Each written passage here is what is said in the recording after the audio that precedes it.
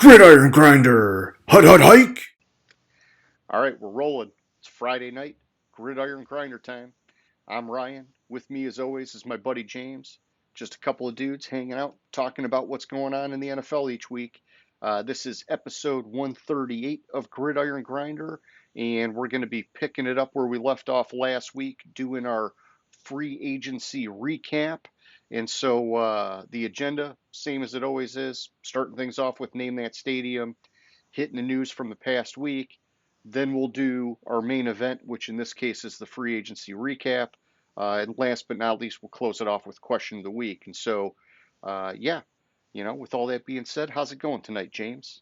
It's going good. How's it going with you? Pretty good, man. Pretty good. The late start here tonight helped me get a little bit of a snooze on the couch before we got started. So, I'm still waking back up, but hopefully that helps get my energy going here in a minute. Yeah, sure you'll get moving soon.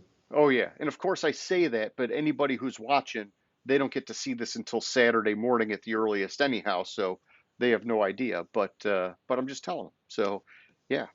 Well, hey man, how about you take that ball and run with it? Do name that stadium for us, James.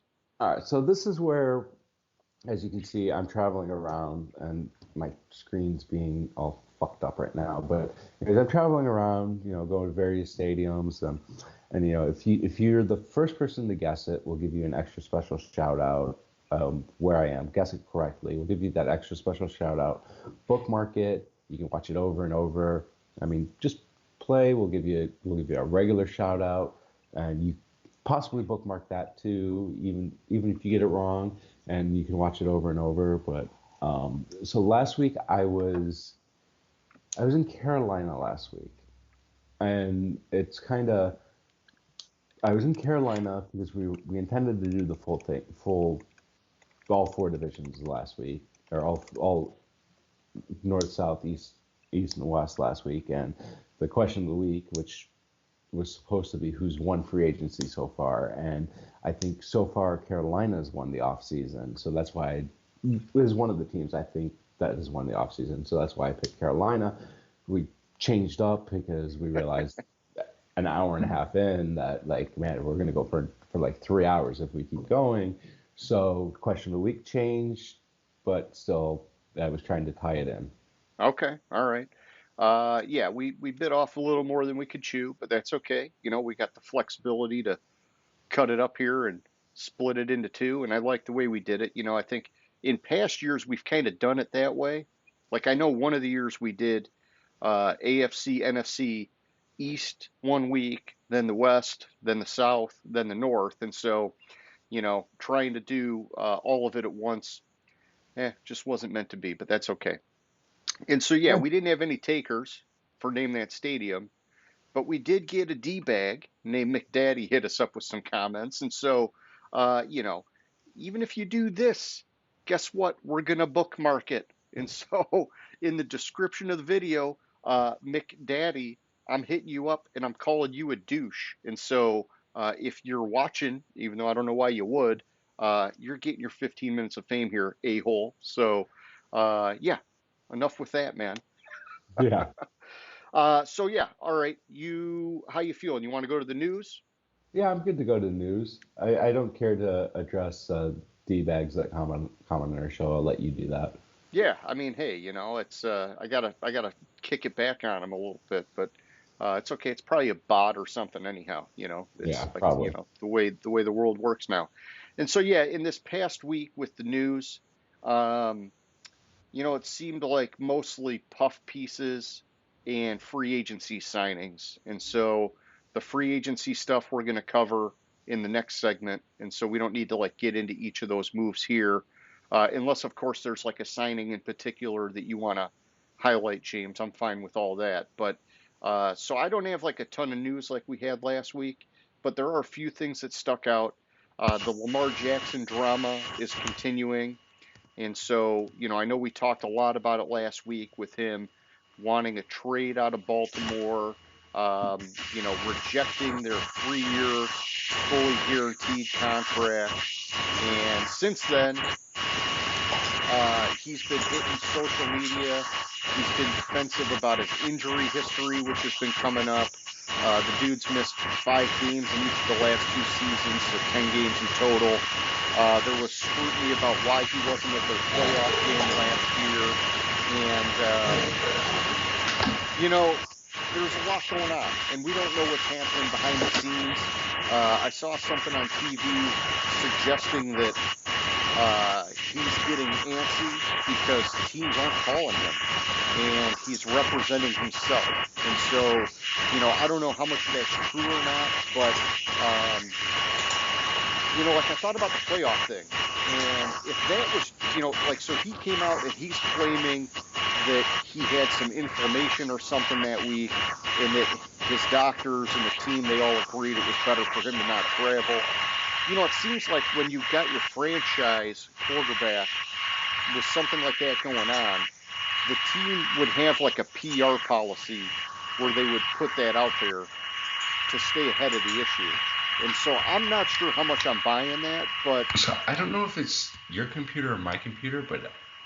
Yeah, I'm picking up some interference, man, yeah. It kind of like came in at first and then went out. Now it's out again, so... What's that? My camera's out again? No. The interference, are you still getting it? No. Oh, I'm not getting it. So it was coming. You're coming in and out. And I thought it was my computer for a second, and then I don't know. All right. Well, are we stable now? I think so. Okay. Yeah. So whatever's going on with Lamar Jackson, it's just more drama, and I would like to talk about that. I put that as our question of the week, but I guess we do have a continuation of who's winning the offseason so far. So we'll kind of double up on it tonight.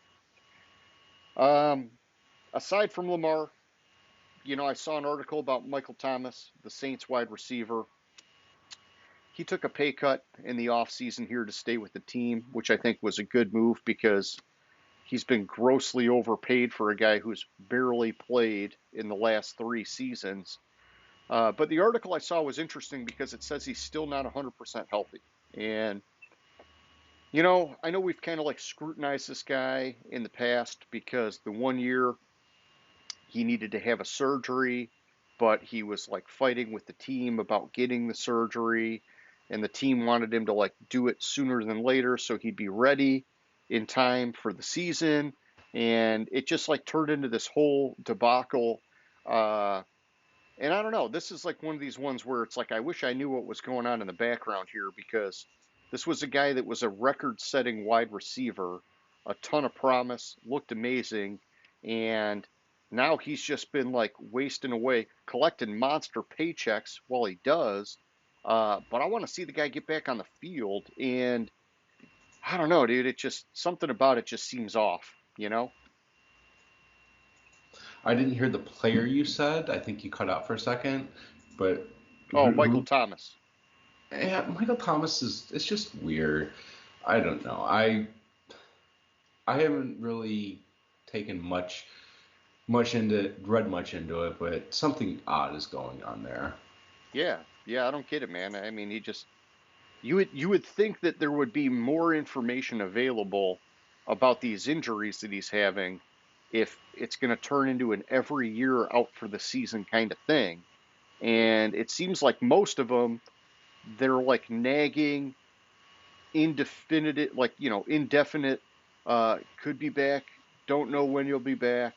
And then it just, oh, nope, he's going to be out for the year. And it's not, I don't know, it's maddening, but it is what it is. It's just the way the world works, I suppose, sometimes. And so aside from that, James, the league had their annual meeting on Tuesday. There was a whole bunch going on there. I didn't capture it all, but I know they were talking about possibly flexing some Thursday night games, which was, I would say, received either really nicely or really poorly, depending on who you hear from. And I thought Roger Goodell did a good job talking about that some of the players like it because they get to kind of call the following week like a mini bye. But then some of the players hate it because it's a short week and it's hard to get ready for that game.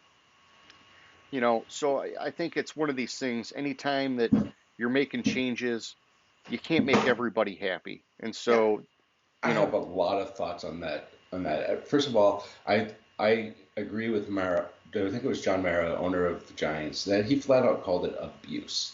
Okay.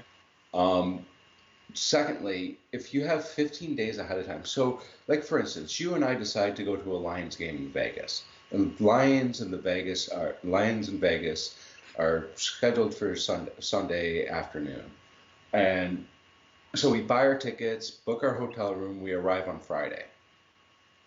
2 weeks beforehand, the league says, nope, we're moving the game to Thursday night. Yeah, that jacks up plans, man. Jacks up plans, costs fans money. It then you have this. Well, if you're really concerned about player safety, playing on Thursday night after finishing on Sunday isn't really that healthy, and it's been shown that there's actually more injuries occurred on Thursday night because of the short turnaround, and it's just I think it's a bullshit rule where they're trying to appease Amazon because this past season they happen to think, oh, all these teams that we're scheduling on Thursday night, these are all good teams, and Yeah. and they ended up being all shit games. No, that's a good point because yeah, because right now when they flex, you're basically flexing a team from like 1 o'clock Hmm. to like a premier kind of like a night game basically, Yeah. but So, it's of the same day, which is a totally different thing. well, this year it's slightly different. You can flex from Sunday to Monday night Okay. this year, Which but could mess you up travel wise it too. could mess you up travel wise, but it's less likely to mess you up because you could easily extend your stay more easily than get there early. Yeah. Yeah, well, you would hope. You know, it's not definitive, and then Yeah. it's the same with the flights, like yeah, you could probably reschedule the outbound and um yeah, no, that part of it they didn't talk about, and I'm not surprised they didn't talk about that, or at least they didn't highlight it in the part that I saw. So, um, yeah, damn, that would really mess things up because if it's on a different day, yeah, and I like the way that you called it with Vegas because I gotta believe that's a hot spot for people Hmm. traveling to games. Yeah. Well, if you're going to Vegas, just go 4 or 5 days early, and you'll be safe, Yeah. just in Go four or case. five days early. Leave 4 or 5 days later, and you'll be good. Yeah, what happens in Vegas stays in Vegas anyhow. So, Yeah. except what they say, herpes, because that shit that'll follow you. Like what do they say in The Hangover? So, all right. So yeah, other things that came out of the league meeting, there were some comments about, um, Washington selling the team, and the results of the investigation still being released. Goodell says, they've committed to that for a long time now, and even if they sell the team before the investigation's completed, he's still going to release the findings. And so I think that that's good, is that that's coming out no matter what. It's not like, hey, he can sell the team and we're just going to sweep it under the rug. So, that's positive. Um, Aside from that, there was the roughing the passer penalties were up for debate on whether or not they could be reviewable.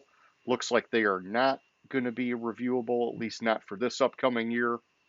And then the last one I picked up on was the jersey numbers. Players can now wear the number 0. And so, yeah, blah, blah, blah, everything else, league meeting. That's all I had. Was there anything else that you picked up on? So there's a couple things I picked up on. First, yeah, the number 0. There was I'm looking for it, and I'm not seeing if it was vote. I'm not seeing if it passed or not. But there.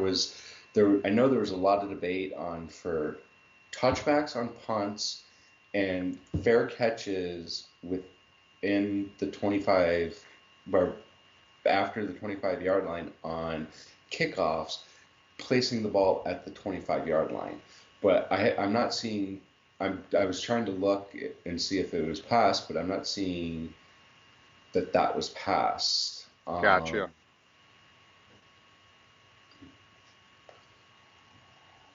And there's a couple other things. well, that was an obvious. The replay of failed fourth down attempts is now in the replay officials' hands, not a coach's challenge, which I thought was interesting. Yeah, say that again. So the fourth on a failed fourth down attempt, the replay official has like within 2 minutes where all reviews come from the booth. A Yeah. replay of a failed fourth down attempt has to come from the booth. It doesn't come from a coach's challenge anymore. Huh. Okay. And So is it going to be? Do they say? Is it like the touchdowns where everyone yeah, gets reviewed and yeah, confirmed? Okay. Well, then exactly. that's fine. Because then it saves a potential coach's challenge Yeah, if they're reviewing it anyhow. I think so. I just have like bits and pieces. I haven't actually read into the rules. But like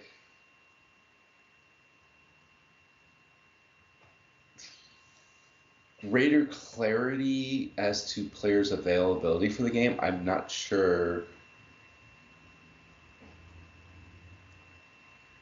what that is. And these are past rules that I'm glancing at. Sure.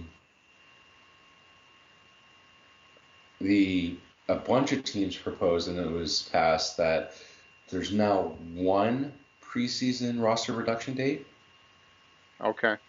instead of like how you have like the Yeah. multiple Scale cut it down. downs. Yeah. Yeah.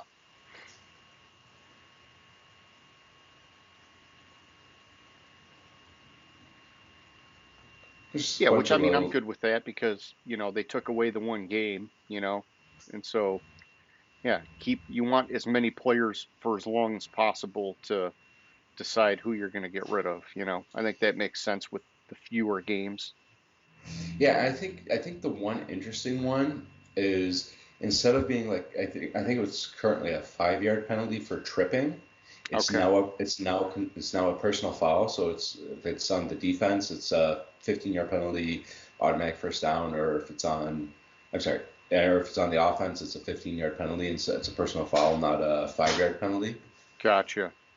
And there's like other little shit they did, but like changing like kind of like the targeting rule Hmm.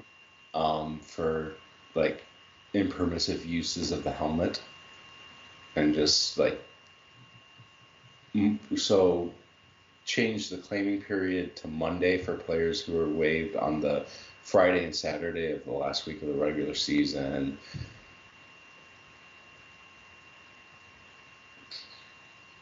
When they lock the roster, it's just like other like little clarifying shit, but nothing too big that affects the game. Sure. I think it's good that they didn't what was the review of roughing the passer. I think that's a if it's something subjective you don't want to review it. Yeah, roughing the passer there's big issues with it, but that's more Yeah. training on the officials Yeah. than well it's a subjective penalty. It's at the referee's discretion, and then you're gonna have somebody else look at it, and if you don't have the same view of it, it theoretically could look differently.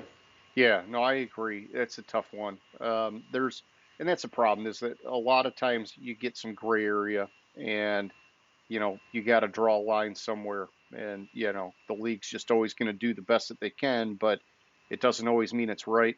It just means that it's the best that they can do for that time. And it's always subject to change every year. That's why they do these things. Yeah. Well, that was pretty much all I had in the news from the past week. Like I said, it seemed like a lot more puff piece kind of stuff. This guy might get extended. This guy didn't request a trade. This guy is expecting to take a big step this year. That kind of stuff. And I don't usually highlight those kind of articles, but if there was something else that stood out for you, now's the time, my man. So, former Packer fullback John Brockington died at the age of 74. Oh, okay. I think it was today. He had in the 19 fullback, well, fullback, I guess that's running back. No, halfback's running back. So fullback had 1,100 yards rushing and 17 touchdowns in the 1970 season. He was the first player in NFL history to start his career with 3 straight 1,000-yard rushing seasons. Um, so I'm assuming it's natural causes, but Yeah, at that age, like early mid 70s, yeah, it's like he's not young, but also not like that old. And so, yeah, it's tough, it's yeah, definitely better than like the stories we hear about the 20 and 30 something year olds, but still sad. yeah. So former Packer offensive lineman Bill Luke, Lueck.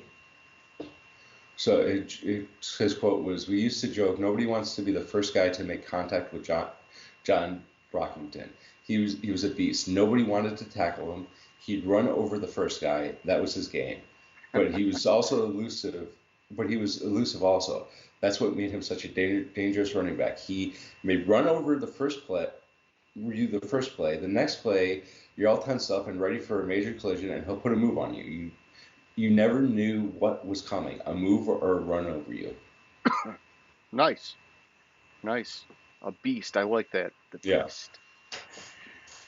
Sweet.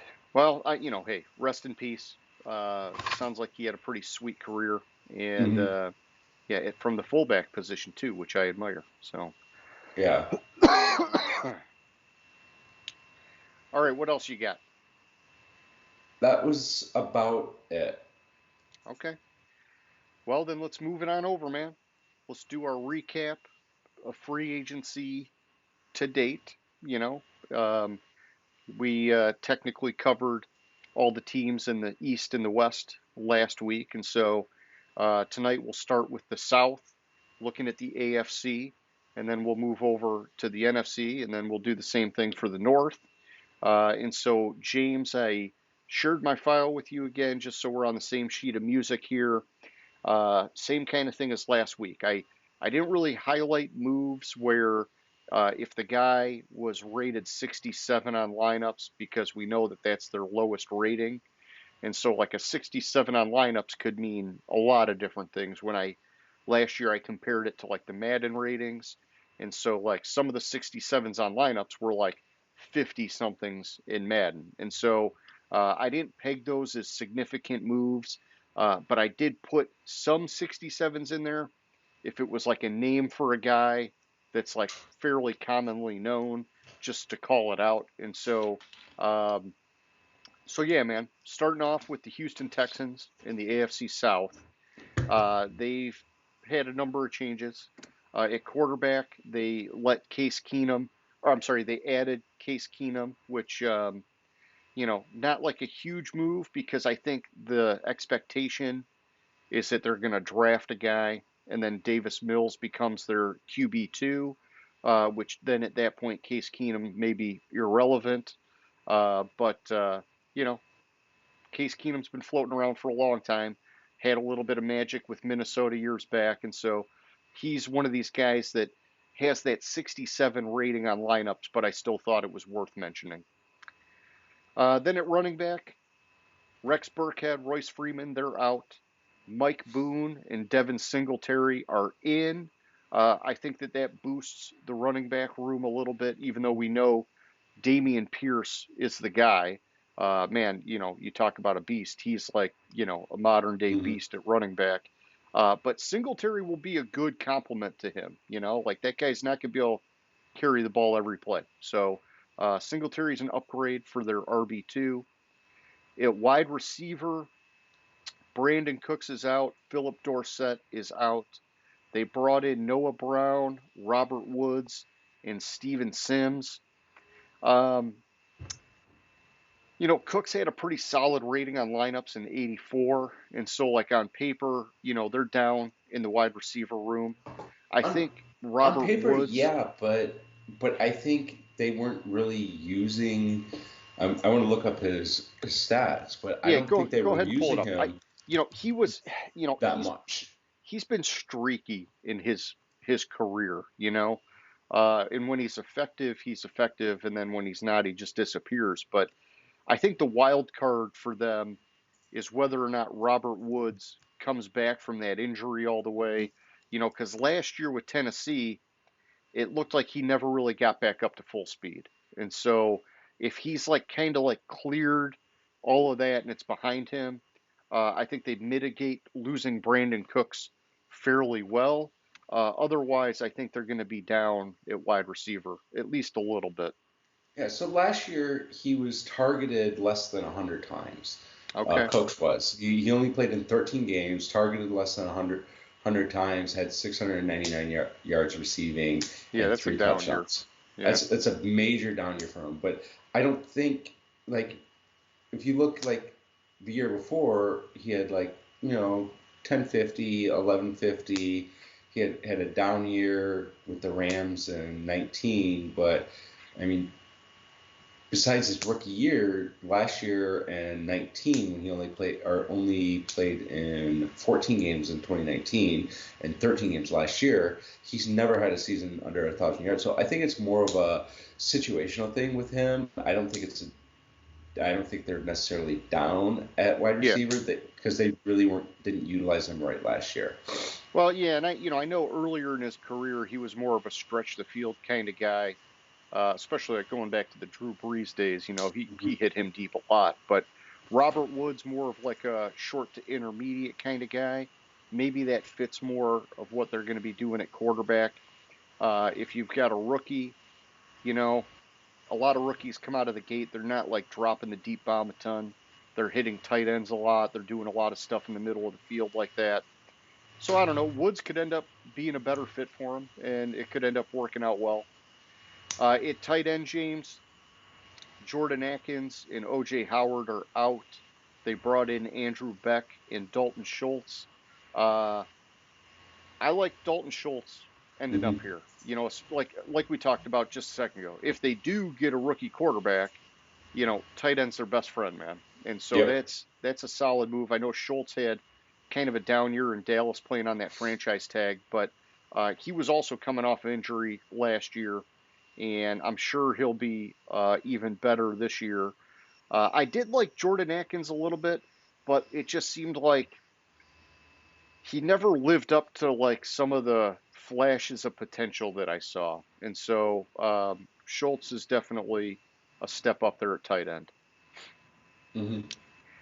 On the offensive line, Justin Britt, AJ Cann, Justin McCray, they're out.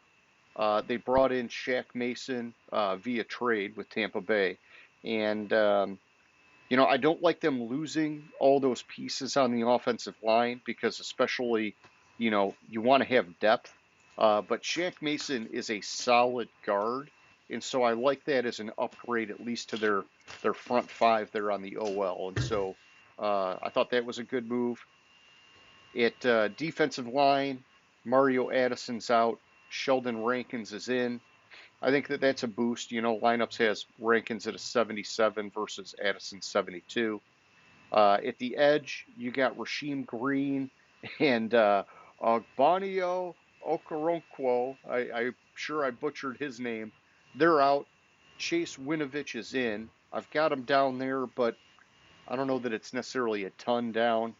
And then at linebacker, you got Corey Littleton and Denzel Perryman are in with no notable departures.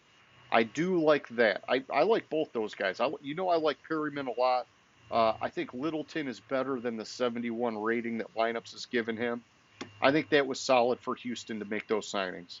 And then at cornerback, Tremont Smith is out. They didn't really bring anybody in there, but he only had a 68 rating, so I'm not freaking out about that. And then at safety, they brought in Jimmy Ward from San Francisco, solid 86 rating, so they're up there. And so, all in all, man, I like what Houston's doing a lot. I Hmm. know that when you're when you're at the bottom of the pack like they are, you know, like you can argue that it's, you know, easy to improve because you got so many holes to fill. But the reality is, when you're at the bottom of the pack like that, people don't want to come to your team. And Hmm. so it's actually a lot harder to fill those holes than you'd think. A lot of times teams have to overpay for guys, and that ends up blocking them from filling in the depth. I think Houston, they're having a nice little offseason here, man. Yeah, so like coming into the offseason, if we were to just look at Houston, we would say, well, what position do they need? I think a better question would be, what position don't they need? Yeah. They needed to upgrade basically the entire team. They were a 3-win team last year. They made. I agree with you. I don't like necessarily losing the depth at offensive line, but I really like picking up Shaq Mason. Mm-hmm. At quarterback, who cares? They're probably drafting a quarterback anyway, so they're talking about a backup. Um, Running back, I don't necessarily think Devin Singletary is an upgrade over Rex Burkhead or Royce Freeman because of the fact, but that might be because of the fact and how the Bills were using Devin Singletary versus his actual talent. Sure.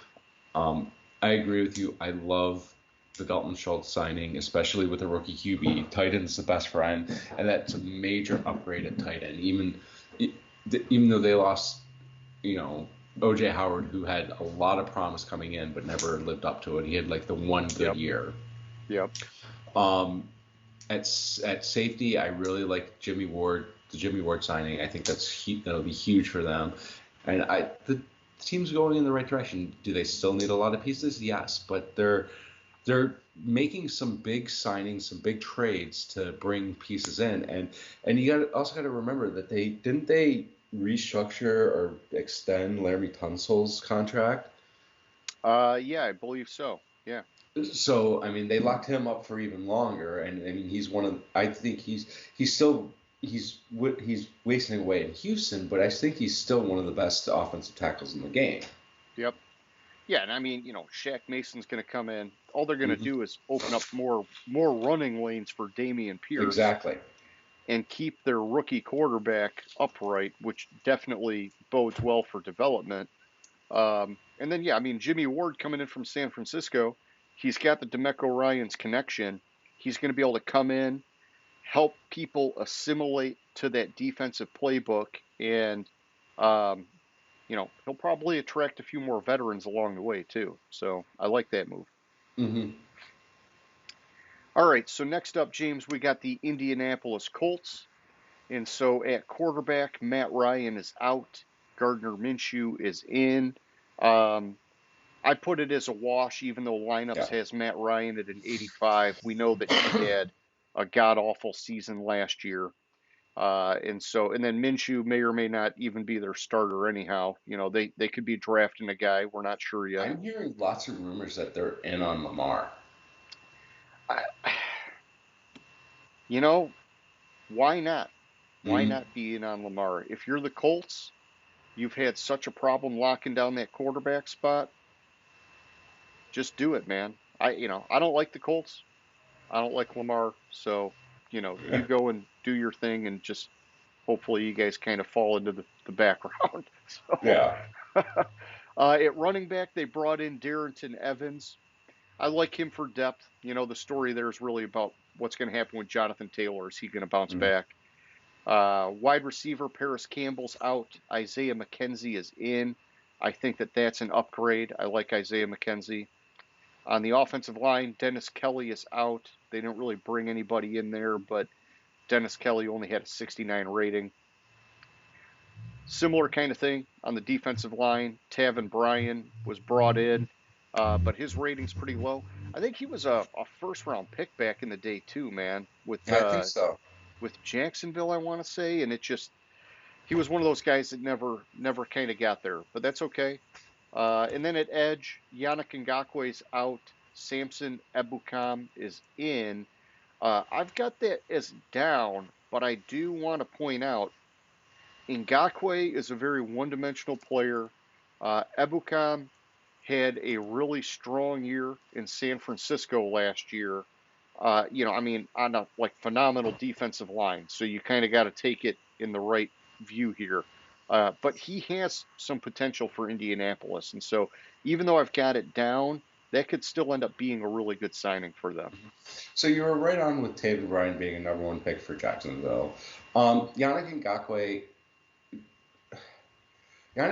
is very one-dimensional, Yep. and he has to be in the perfect system to exceed. So I don't really think that that's a down because I don't think the defensive system in Indianapolis was good for Ngakoue. Yeah. Yeah. And I mean, that's where I was at. I was trying to qualify it the same way.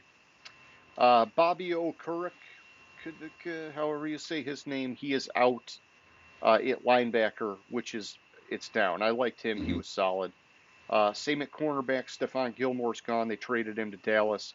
They're definitely down there, even though, like, production wise, very quiet last year for him. And so Lineups has a 97 rating on him. I'm not quite sure that he lived up to that last season, but some of that could have been the dysfunction of the team because they were having problems all around last year. And then at safety, Rodney McLeod, he's out. They haven't backfilled him yet. I'm going to say they're down, but it remains to be seen on what they do with some moves there. Special teams. Don't forget about these guys. Chase McLaughlin at kicker, he's out. They brought in Matt Gay. I think that's an improvement. And then punter Matt Hack is out, but he's got that 69 rating.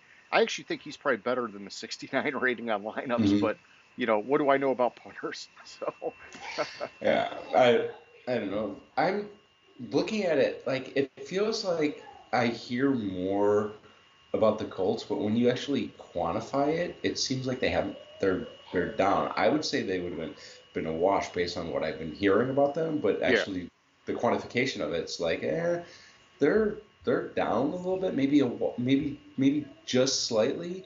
I yeah, I don't. think they're I down, agree man. with you with Stephon Gilmore. He was a shell of himself last year. Okereke, or whatever. That's down. I mean, there's that defense last year had problems anyways, Yep. but I mean It the doesn't help fix losing players though. it doesn't help losing players and not really replacing them. Yeah, yeah. The addition by subtraction only works in certain Hmm. aspects. If you're freeing up a ton of camp space to make a different move or whatever, I'm not seeing that. I'm just seeing that they're shedding guys because it just wasn't working. Hmm. All right, so then next up we got the Jacksonville Jaguars. At running back, Darrell Henderson is out.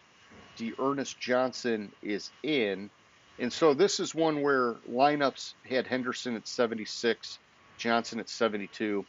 I'm going to say they're up overall. I thought Ernest Johnson showed a lot of hidden talents in Cleveland, and he's going to have some ability to unlock that.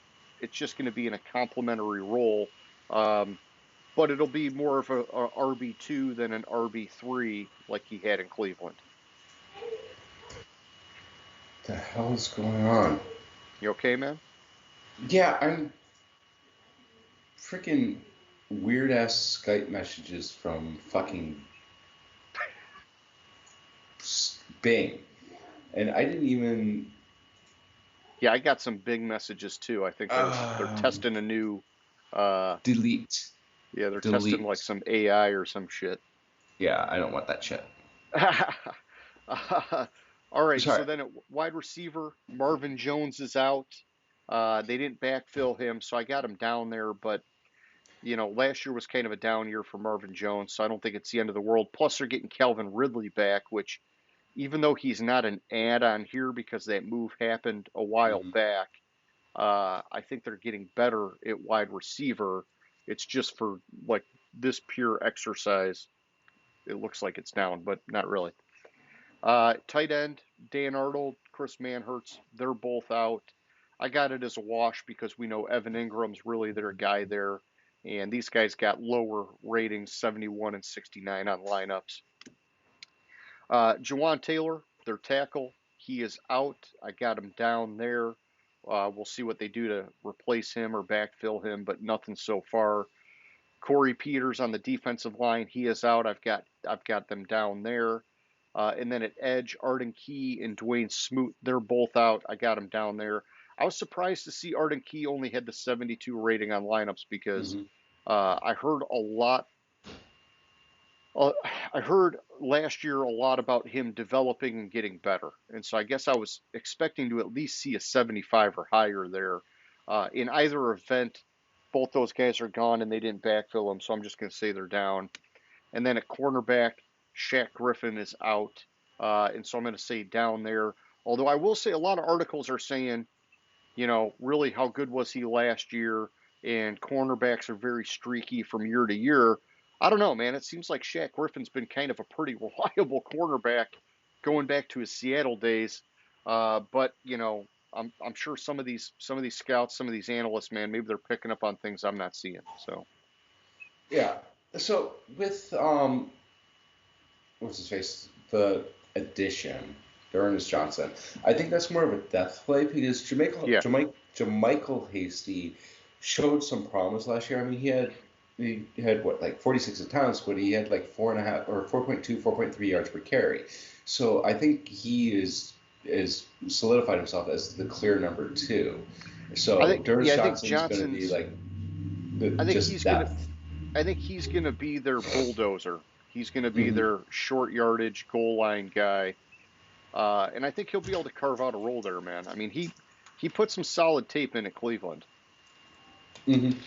But in either event, all I was getting at was Darrell Henderson had the 76 compared to his 72.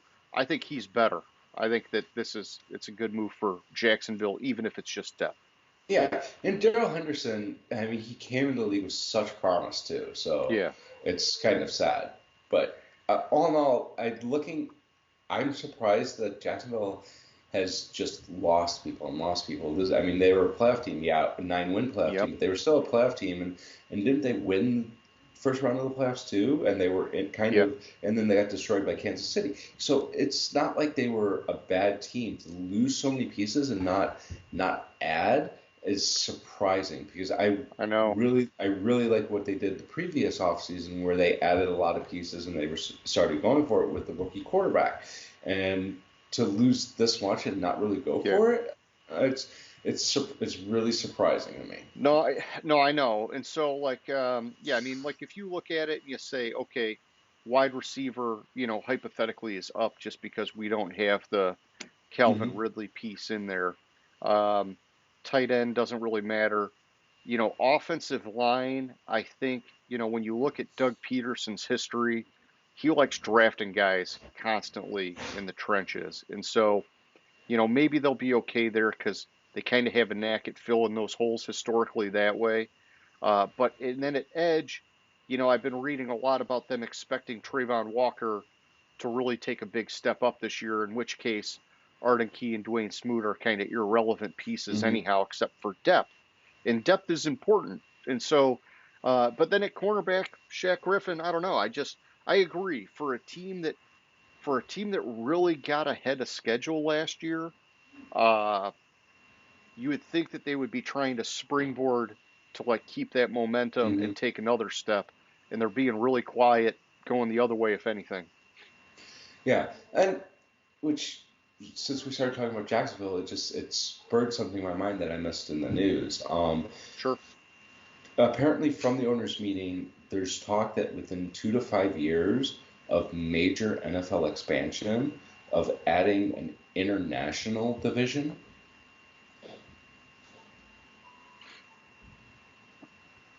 Okay. So I just thought that was, and 2 to 5 years, that's a real short time frame to. Yeah.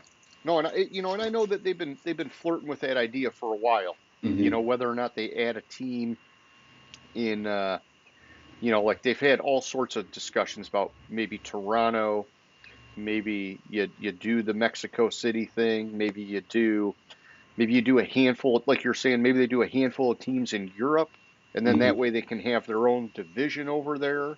Um, it'll be interesting to see how that evolves. I know a lot of the players they bitch about going overseas, Yeah. um, but it's tough because internationally it's getting more popular. Hmm. Like years ago, um, it didn't seem like the European countries really gave a shit about American football, but like they're really starting to get into it now. And so yeah, we'll see. I mean, I don't know. I think some of it's cool, but they just gotta roll it out the right way, man. It's got to be executed properly. Yeah, exactly. It just spurred my memory talking about Jacksonville because as we know Jacksonville always plays regularly or has their second home in London where they play a Yeah, game every year. So yeah, and they've always been on the discussion of a team being relocated. So yeah, and I think they're coming up with because when Khan bought Jacksonville, um, there was a period of time, and I forget what the time frame was as part of the contract or purchase agreement that he had to keep the team in Jacksonville, and they're coming close okay, to the end of that. I think it was five. I think it was 5 or 10 years or something like that. okay, I got you. Yeah, maybe right at the time when the team actually becomes relevant. Yeah, exactly. Uh, yeah, and it's tough. I mean, I know that I've talked to you about it many times about how the Florida teams in particular, they have a hard time maintaining a fan base because you get so many retirees that go down to Florida Hmm. and they maintain their like fanship or whatever you want to call it with their original team. And so Florida kind of has like a hodgepodge of fans for other places. And so and Jacksonville didn't do themselves any favors by sucking for so long. I think Tampa Bay bringing in Brady, winning the Super Bowl, that helped bring them around. And then Miami's been sort of up and down and all around over the years. And so, but it's all right. Somehow they somehow they got three teams down there despite that. Yeah. All right, so then we're on to Tennessee here, James. And Tennessee at running back, they lost Dontrell Hilliard. Probably not the end of the world there. Wide receiver, Chris Conley and Robert Woods are out. I got them down. See, this is an interesting one. So, I was telling you last week how lineups would show a different rating for a guy on his Hmm. outgoing team than his incoming team. They had Robert Woods as an 85 on Tennessee, and they dropped him down to a 77 with Houston. And so I like that they made the adjustments. Um, I just kind of wish they would have like made the adjustments everywhere because you kind of got to connect the dots now and say, Yeah. you know, his rating dropped. But that's okay. I think maybe you could argue it logically both ways. Yeah, I So think I think the rating on the team that's losing him is what his rating was going into last year, and the team gaining him is what is his adjusted rating. So that kind of makes sense, but if his adjusted rating is so much lower, then it should yeah, be that's he really was that last year for them. correct. And I guess my concern with it is that lineups updates their ratings every week. And so it just seems like they missed something, Hmm. where they hung on to some of these guys too long and now they've had to make big corrections. So at tight end, Austin Hooper's out. I think they're down there. He's not like an all-star by any means, but he's a, he's starter level caliber at tight end. And so, they haven't backfilled him yet. We got to see what happens there. On the offensive line, this one's tough because Taylor Lewan, Nate Davis, and Ben Jones are all out. They brought in Andre Dillard. Uh, on paper they're down, but Lewan's been hurt a lot. Hmm. Um, I don't know. I've heard a lot of mixed things about all of these guys, in that it just hasn't been working for Tennessee. Otherwise, the team would have made a move to keep them. And so, you know, on paper they're down. Maybe in reality they're not because it just wasn't working. So at edge, you got, or I'm sorry, on the defensive line, you brought in Arden Key. I like that move. I think he's going to fit in with Vrabel and that defense well. And then at edge, Bud Dupree is out down there. I don't know, like they put these guys in different categories, Arden Key and Bud Dupree, but I think they play very similar kind of game, and so I would try to combine those here when I'm looking at this. Hmm. It linebacker Zach Cunningham and David Long, those guys are out. Aziz Al-Shair from San Francisco is in. I'm putting him down there, even though Al-Shair is getting a lot of hype. I really liked Cunningham and I really liked David Long. And I think David Long was a lot better than that 73 that lineups was giving him. And so, even though I like Al Shire and he shined in some time with San Francisco coming off the bench, I still think they're down at linebacker. Then at cornerback, you got Lonnie Johnson Jr. and Terrence Mitchell out. Sean Murphy-Bunty, oh, my homie from Central Michigan, he is in. I'm going to say they're up there. Um, Safety, Andrew Adams is out. And at kicker, Randy Bullock is out. Yeah, what's your take on all their moves, man? So Tennessee and all of Tennessee. First of all, I agree with you. I love Sean Murphy-Bunting. I love what he's going to bring to that team. But if you look at Tennessee, they're overall down. But they're overall down because of the fact that they hitched their wagon and gave a bad contract to the wrong QB. I mean, he had a great year a couple of years ago, but A couple just years yeah. ago, but But now it's not. Now it's right. not continuing. And So so they don't have the money, they don't have the cap space to really hold on to some of these players. Like Bud Dupree. The reason they got rid of Bud Dupree was to free up cap space. I know, but he wasn't really getting it done for him either. A lot of what I heard with Bud Dupree is they just ran out of patience. He was having nagging injury issues, stuff like that, and it just, Well, you they know, signed him off of a serious injury. It's going to take a year or 2 years to come back from the serious injury that he missed almost an entire season for. they had some buyer's remorse then, James. Yeah, but it's just they have a bad contract for their QB that they can't get out of, and it's costing them. And from a couple years, ever since they've signed that contract, this team's been on the decline. Yeah, no, I agree. And there's been rumors this offseason about Derrick Henry getting traded. I know that Hmm. their GM is saying, nope, that's not happening. But, maybe it will. And he hasn't had any conversations with Derrick Henry. So obviously he's not going to open anything up until he's got something in the hand. Yeah. So, all right, man, I'm doing a lot of talking here. I want you to take the lead for the NFC side of this, if you don't mind. All right. The Falcons, Marcus Mariota out at QB, Taylor Heineke and backup QB, Desmond Ritter. Yeah, Ritter's in line to start. Yep. I get Ritter and Willis. I get them confused. So Desmond Ritter's in line to start. He's coming off. He showed some signs. It's backup QB. That move means really nothing. Mariota kind of was going to be out anyway. So Heineke's not a starter. Wide receiver, Demir Bird, Kaderl Hodge, Olamide. This is white. Yeah, Olamide yeah. I did this on Zacchaeus purpose. That's what you're out thinking. with Uh, Mac Hollins and Scotty Miller in.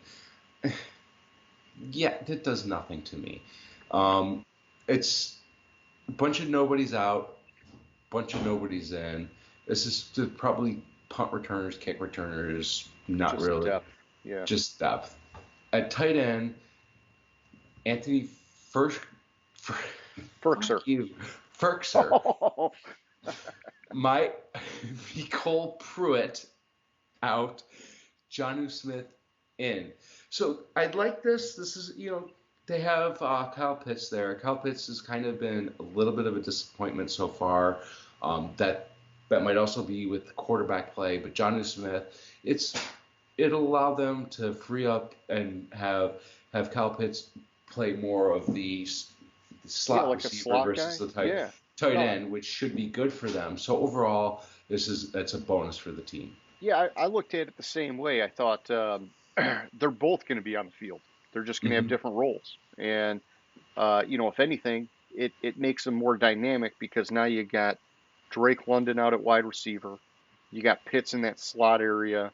And then you got Jonnu Smith that, maybe he's primarily a blocking tight end, but Hmm. we know he can catch the ball and he's Hmm. highly athletic. And so I think that's a really good piece to the puzzle for them. Yeah. On the offensive line, they lost depth players Wilkinson and Gossett.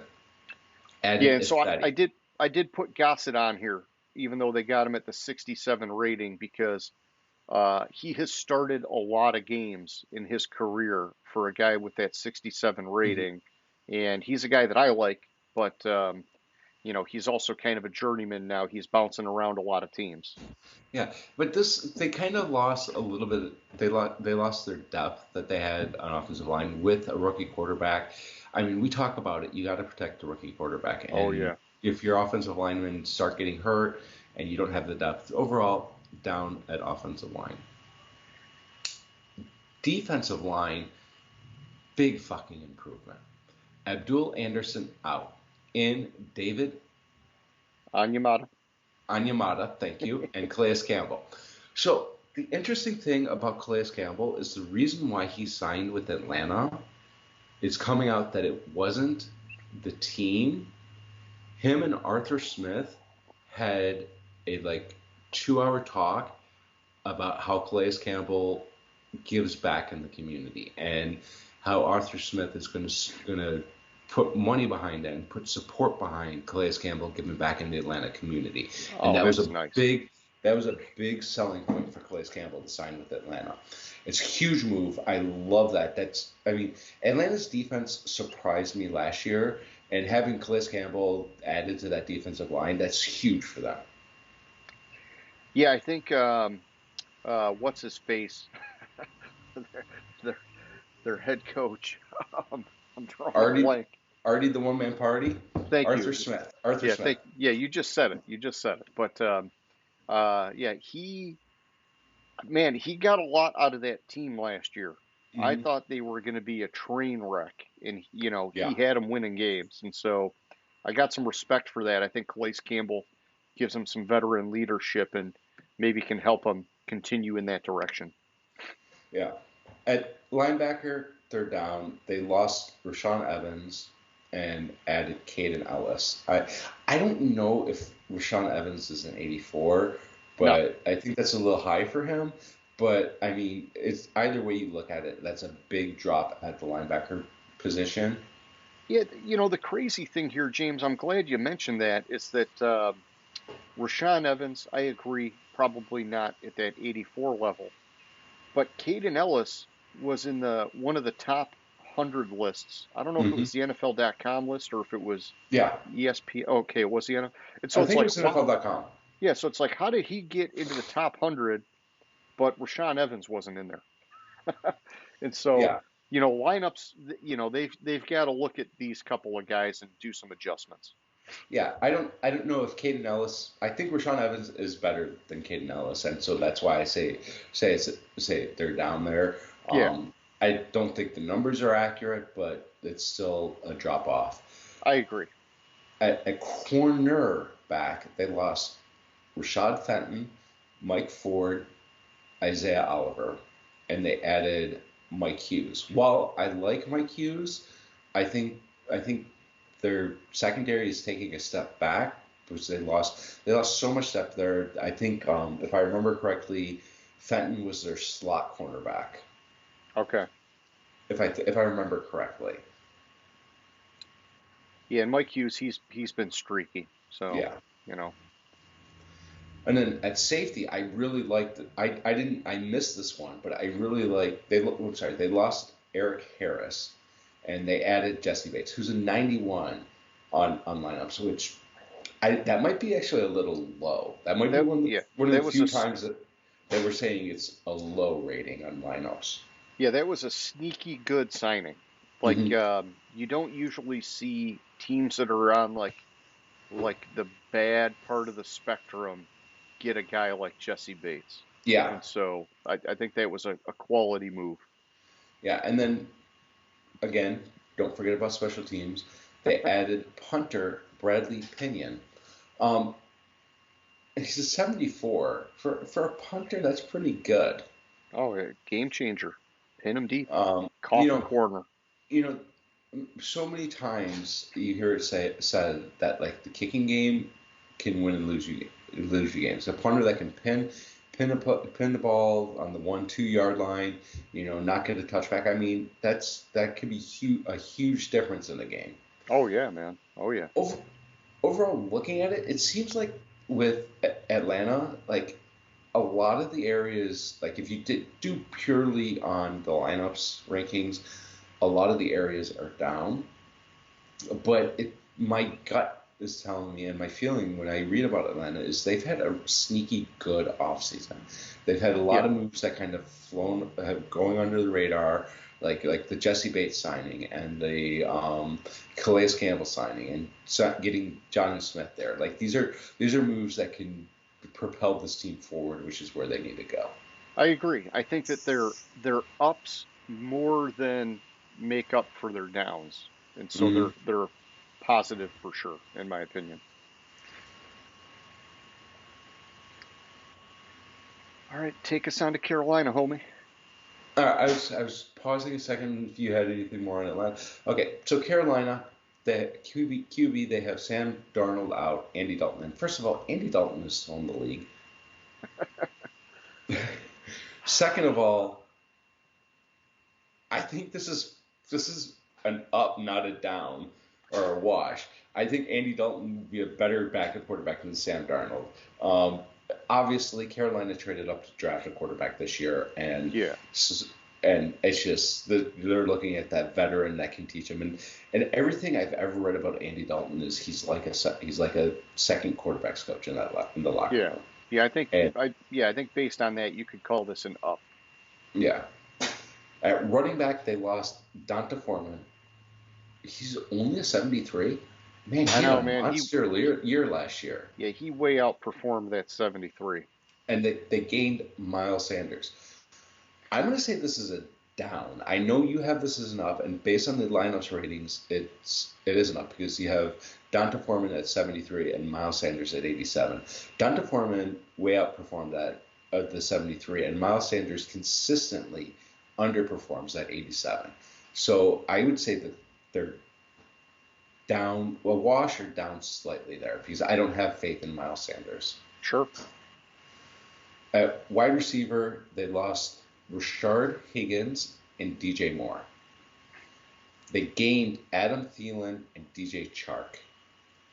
Wow. It's a slight down, I think. I think, a lot of people are saying Thielen is really declining. He's declining, but I think it's just a slight down because I think DJ Chark is better than Higgins.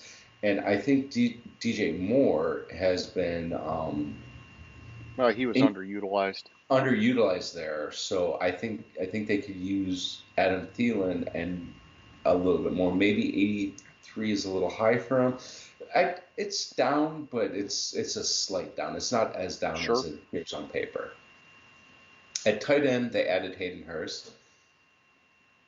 Didn't Hayden Hurst wasn't Hayden Hurst on like Atlanta last year? Cincinnati, that's right.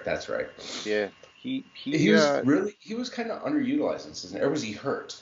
So he was like a chain moving guy. Like they got him involved on a lot of third downs, and he carved out a pretty nice role converting for them. Yeah.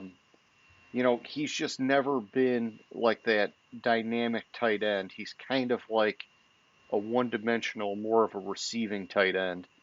Yeah. But I like the signing because they're going to have a rookie quarterback. They're going to have a rookie quarterback, and you need a reliable tight end. And Hayden Hurst is, if anything, reliable.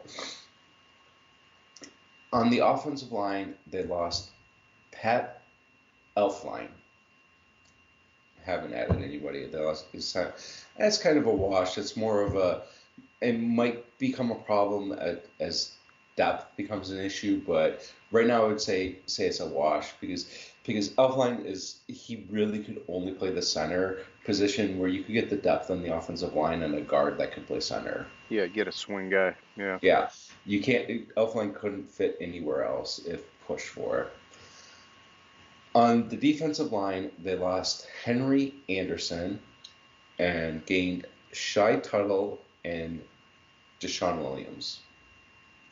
This is more depth moves for them there. It doesn't move the needle either way. It's kind of a ho hum player lost, ho hum players gained. Linebackers are slightly down. They've lost Damian Wilson and Corey Littleton. They haven't added anybody.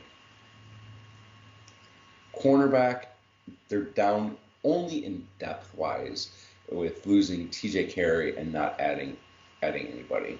Yep. Safety, they lost Sean Chandler. That's where Von Bell. I couldn't remember where Von Bell ended up. And they gained Von Bell. 81 might be a little high for where he is in his career.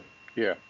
But I still think he's talented, and he can if utilized right in that defense, he can do good things. Yeah, and just a quick tangent. My opinion, James, is that Cincinnati should have hung on to Von Bell, knowing that Jesse Bates was leaving. Mm-hmm. I know they drafted Daxton Hill, the year before, and they've been expecting him to develop and become a starter. But you still want to have that second safety. And a lot of teams now are starting to really stack the safety position, trying to get 2 to 3 guys. I think it was just a bad move for Cincinnati because they went arguably from 3 down to 1. And it's 3 down to 1 on a bet that Daxton Hill's developed to be that guy. And so, I don't know. I was kind of upset to see them lose him, but at the same time, you can't keep everybody all the time. So I get it. It's just the name of the game. Yeah. I really, like I said, I agree with you 100% that Cincinnati should have tried to hold on to one of the two, but lost both of them. Hey, it is what it is. Yeah. Carolina also lost DB Miles Hartsfield. Yeah. Who? Yeah. And then they lost 2 kickers, Eddie Pinheiro and Zane Gonzalez. But for some reason, I thought at least one of the 2 they lost in the season to injury, and then they picked up. Didn't Pinheiro get hurt, and that's why they picked up Gonzalez, or vice versa? Yeah, something like that. And I thought Gonzalez was hurt because he was hurt with Arizona at one point in the year. Yeah. And then, either way, yeah, NFL.com had them both listed as departures for Carolina. So I put him there. Gonzalez, man, if he could get it together, I like how strong his leg is, but his accuracy is just a little wild. Interestingly, if you look at their depth chart on ESPN, it still has them with Pinheiro. Okay. Maybe they re-signed him and it flew under the radar. Let me check that because it still lists them having Pinheiro.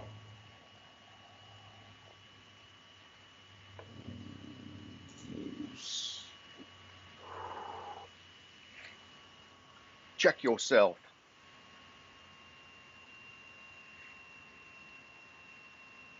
So Pinheiro was with the Jets.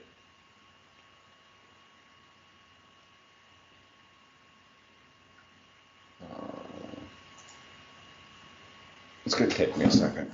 Okay. Because... Well, while you look that up, James, I'll take us to New Orleans. So the Saints at quarterback, Andy Dalton's out, Derek Carr is in. I'm going to say they've upgraded there fairly significantly. At running back, Mark Ingram, David Johnson, they're out. I was surprised to see David Johnson's name on here. I thought he was out of the league. Jamal Williams is in. I think they're up. I like Mark Ingram, but he didn't live up to that 81 rating last year. He's been slipping. I think Jamal Williams, he'll be a good 1-2 punch with Kamara. At wide receiver, Deontay Hardy and Jarvis Landry are out. Brian Edwards is in. I've got them down here But realistically, Landry didn't have a great year last year. It was all about Olave, the rookie, and so I don't know. It's like slightly down. Tight end Nick Vannett, he is out. They didn't bring anybody else in. He was just a backup for them anyhow, so I'm just saying it's a wash. Defensive line, David Onyemata, Shai Tuttle, out. Kalen Saunders, Nathan Shepard are in. So on paper, they're down, but I do think Kalen Saunders is better than that 71 rating that they're giving him. And so let's see. But Onyemata, he's been pretty good, so I don't want to discount that. At edge, Marcus Davenport, he's out. Kentavious Street, he is out. They haven't backfilled either of those positions. Davenport, a bit streaky for that 79 rating, but still, I think they're going to miss him. At cornerback, Chris Harris Jr. is out. They brought in Lonnie Johnson Jr. and Isaac Yiadom. I'm going to say they're down there. I did like Chris Harris Jr., even though I know he's been kind of quiet these last couple of years. And then I've got at safety P.J. Williams, Justin Evans, Daniel Sorensen out, and Jonathan Abram in. I'm going to say they're down there. They definitely, even if none of these guys are really their starters, they've lost a lot of depth there. So. Yeah. So back to Carolina, the Pinheiro signed or re-signed with Carolina on about a week ago, last Thursday. Let me move him over. So he was, and I wouldn't really consider Zane Gonzalez being a loss from last year. He's more of a loss from the year before because Pinheiro played all 17 games for Carolina this past year because Zane Gonzalez got hurt before the season. Yeah. So that's what I was remembering. Cool. Well, thank you for the clarification, sir. But in regards to the Saints, I think the Saints are doing good things. I mean, they're trying to they upgraded. I like Mark Ingram. Nothing against Mark Ingram. I just after he's the long last in the couple, tooth, man. He's getting old, and after the last couple of years with Jamal Williams, even though I don't like the contract situation and all that shit, but I like Jamal Williams as a running back. Yeah. So and he's really there to be the change of pace, which is the role he played in Detroit, which he is phenomenal at. He also played that role in Green Bay, and it's a perfect role for him. David Johnson, I agree with you. I thought he was out of the league. I thought Jarvis Landry didn't play last year for some reason. So when you said him, that kind of caught me off guard. Quiet, yeah. Overall, I think they're kind of. The story's Derek Carr, The story's Derek Carr. The story's Derek Carr and Jamal Williams. I think those are two good pieces they're adding. And since Sean Payton left, the problem the Saints have had is the quarterback. Jameis Winston, Andy Dalton. Now they got Derek Carr. Derek Carr. Watch, he gets hurt this year, but he never gets hurt. Besides that 1 year. One year where he had that major injury, he's very consistently available. Yeah. And I also love the ultimate fuck you to Las Vegas that Derek Carr did. And I will always say that because he could have allowed Vegas to trade him to the Saints and they get something back for him. But what he said was, fuck you. You told me to go away, so you know what? Go fuck yourself. You're not getting shit from me. Yeah, and I mean, if you're in his position, it's just smart too because you don't want the team that you're going to lose a resource when you know they don't have to. Mm-hmm. So I thought it was savvy, but I saw Dennis Allen this week talking him up on NFL Network, and so I hope it works out. I'm just not. I'm not sure what's going on in New Orleans, man. It was just such a rough year for such a highly talented team. And I know the quarterback position can make or break you, but it just seemed like they were breaking down at a number of different levels.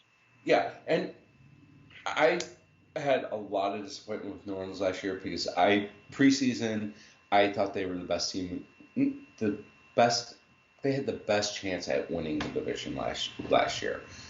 based on what I saw in the division, which we'll get a little bit into my points with Tampa Sure. Bay when we get to them. But they had a rough year last year. I hope they bounce back. I like some of the pieces that they're adding. I don't necessarily think the pieces that they're losing is as serious because a lot of it is they didn't have they didn't have cap space whatsoever. Yeah. And they're under the cap somehow. I don't know how the fuck they did that, but they did it. Yeah, And they know how to work that magic, man. Fake cap. mhm. So, are you good to move on to Tampa Bay? Yes, sir. All right. So, Tampa Bay, they lost quarterback Tom Brady, who is not a 99. He's no way in fucking hell he's a That 99. monster 99 rating in lineups, man. But either way, Baker Mayfield is probably a 67 and not a 72. So it is a huge drop off at quarterback, even the broken down Tom Brady that Tampa Bay had last year. That they Running couldn't back, protect. yeah, running back, they lost Giovanni Bernard and Leonard Fournette. They added Chase Edmonds. I like Fournette. I think 85 is a little bit high for his rating, what he's been performing recently. Giovanni Bernard, I think 74 is a little low for him, and I think 75 is a little high for Chase Edmonds. So, Okay. but overall, still, it's down.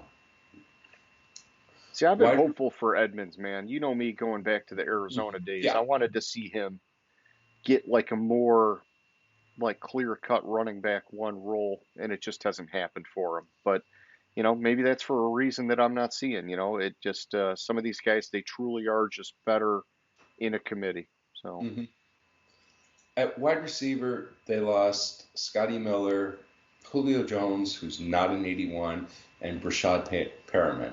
As overall, they're looking for their slot receiver, and that's all any of these three people are depth or slot receiver. Overall, in the receiving core, it is down, but it's only yeah, down really slightly because they still have Godwin, they still have Evans, and they still have what's his face? I don't know. Those are the only two that I was thinking of. Give me a second. There's another one. Sure,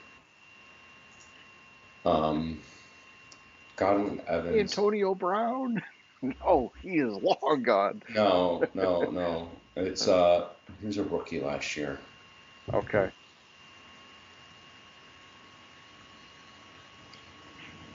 Oh no, he wasn't a rookie last year. They have Evans, Godwin, and Russell Gage. Oh man, I forgot about Russell Gage. Yeah. No, they're fine at wide receiver, man. Yeah, this is more of a depth loss than Yeah. anything. Although the Um, rumors have been flying all off season about Chris Godwin getting traded. So, but nothing's coming out. So, yeah, sure, he's going to be traded.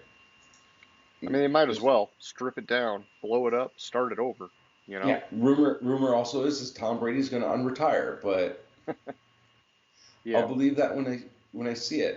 Something else I want to check. This is a team because of how much dead cap they're going to have from Brady hmm for however many years that if you were going to blow it up, this would be the time to trade everybody and anybody you can and start hmm getting draft picks for a rebuild over the next couple of years.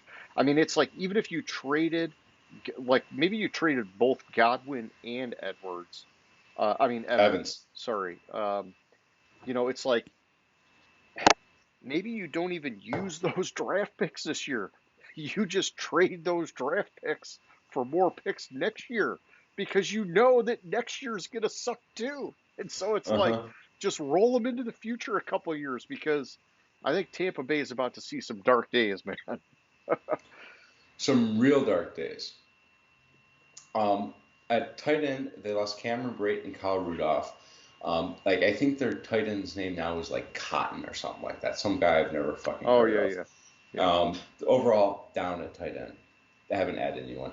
Offensive line, the offensive line that couldn't protect Tom Brady last year lost two key pieces in Donovan Smith and Shaq Mason. Yeah. That's down. You think Baker Mayfield is more mobile than Tom Brady? I don't think so. All you get's Tristan Wirfs. You're going to move him to Yeah. left tackle. I mean, hey, hopefully Luke Gadecki from Central steps up this year, but he had a rocky start last year. Yeah.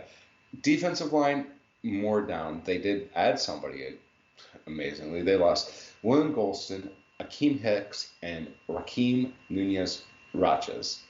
Um, and they added Greg Gaines. Like, Yeah.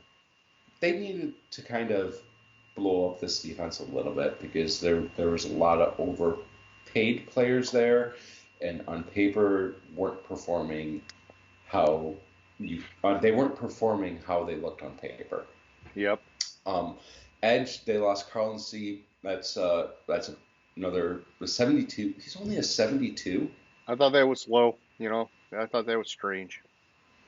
Yeah, and I think this is another one where so they lost Sean Murphy Bunting. So on the losing team they had him as a 76. On the gaining team they had him as a 78. Yeah.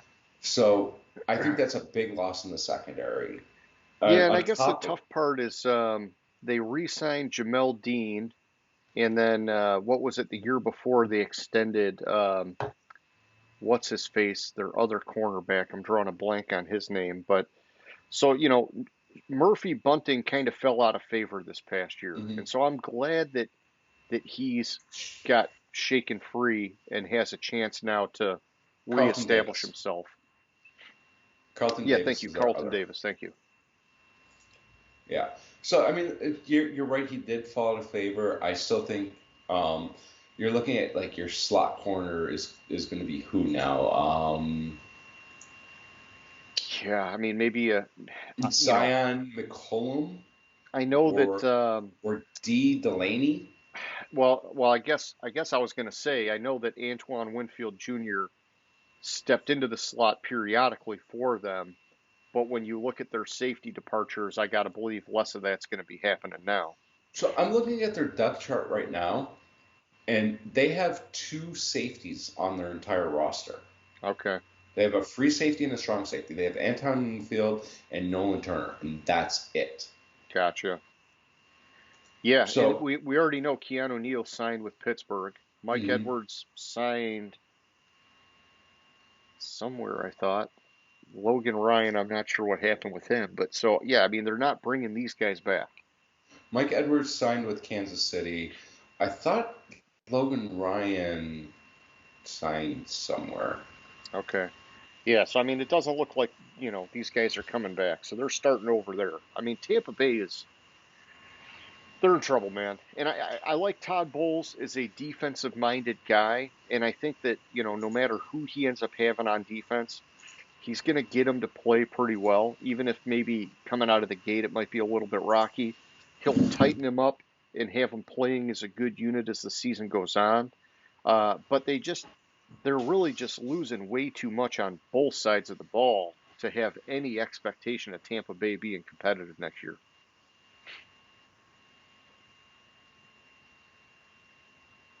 Yeah, Logan Ryan is still available. Okay.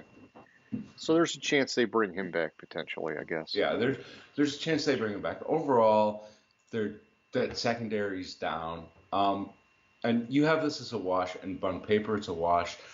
They lost Ryan Suckup and signed Chase McLaughlin. I like Suckup as a kicker. I think his 74 for Suckup is a little bit low. Yeah. In my opinion. Okay. But okay.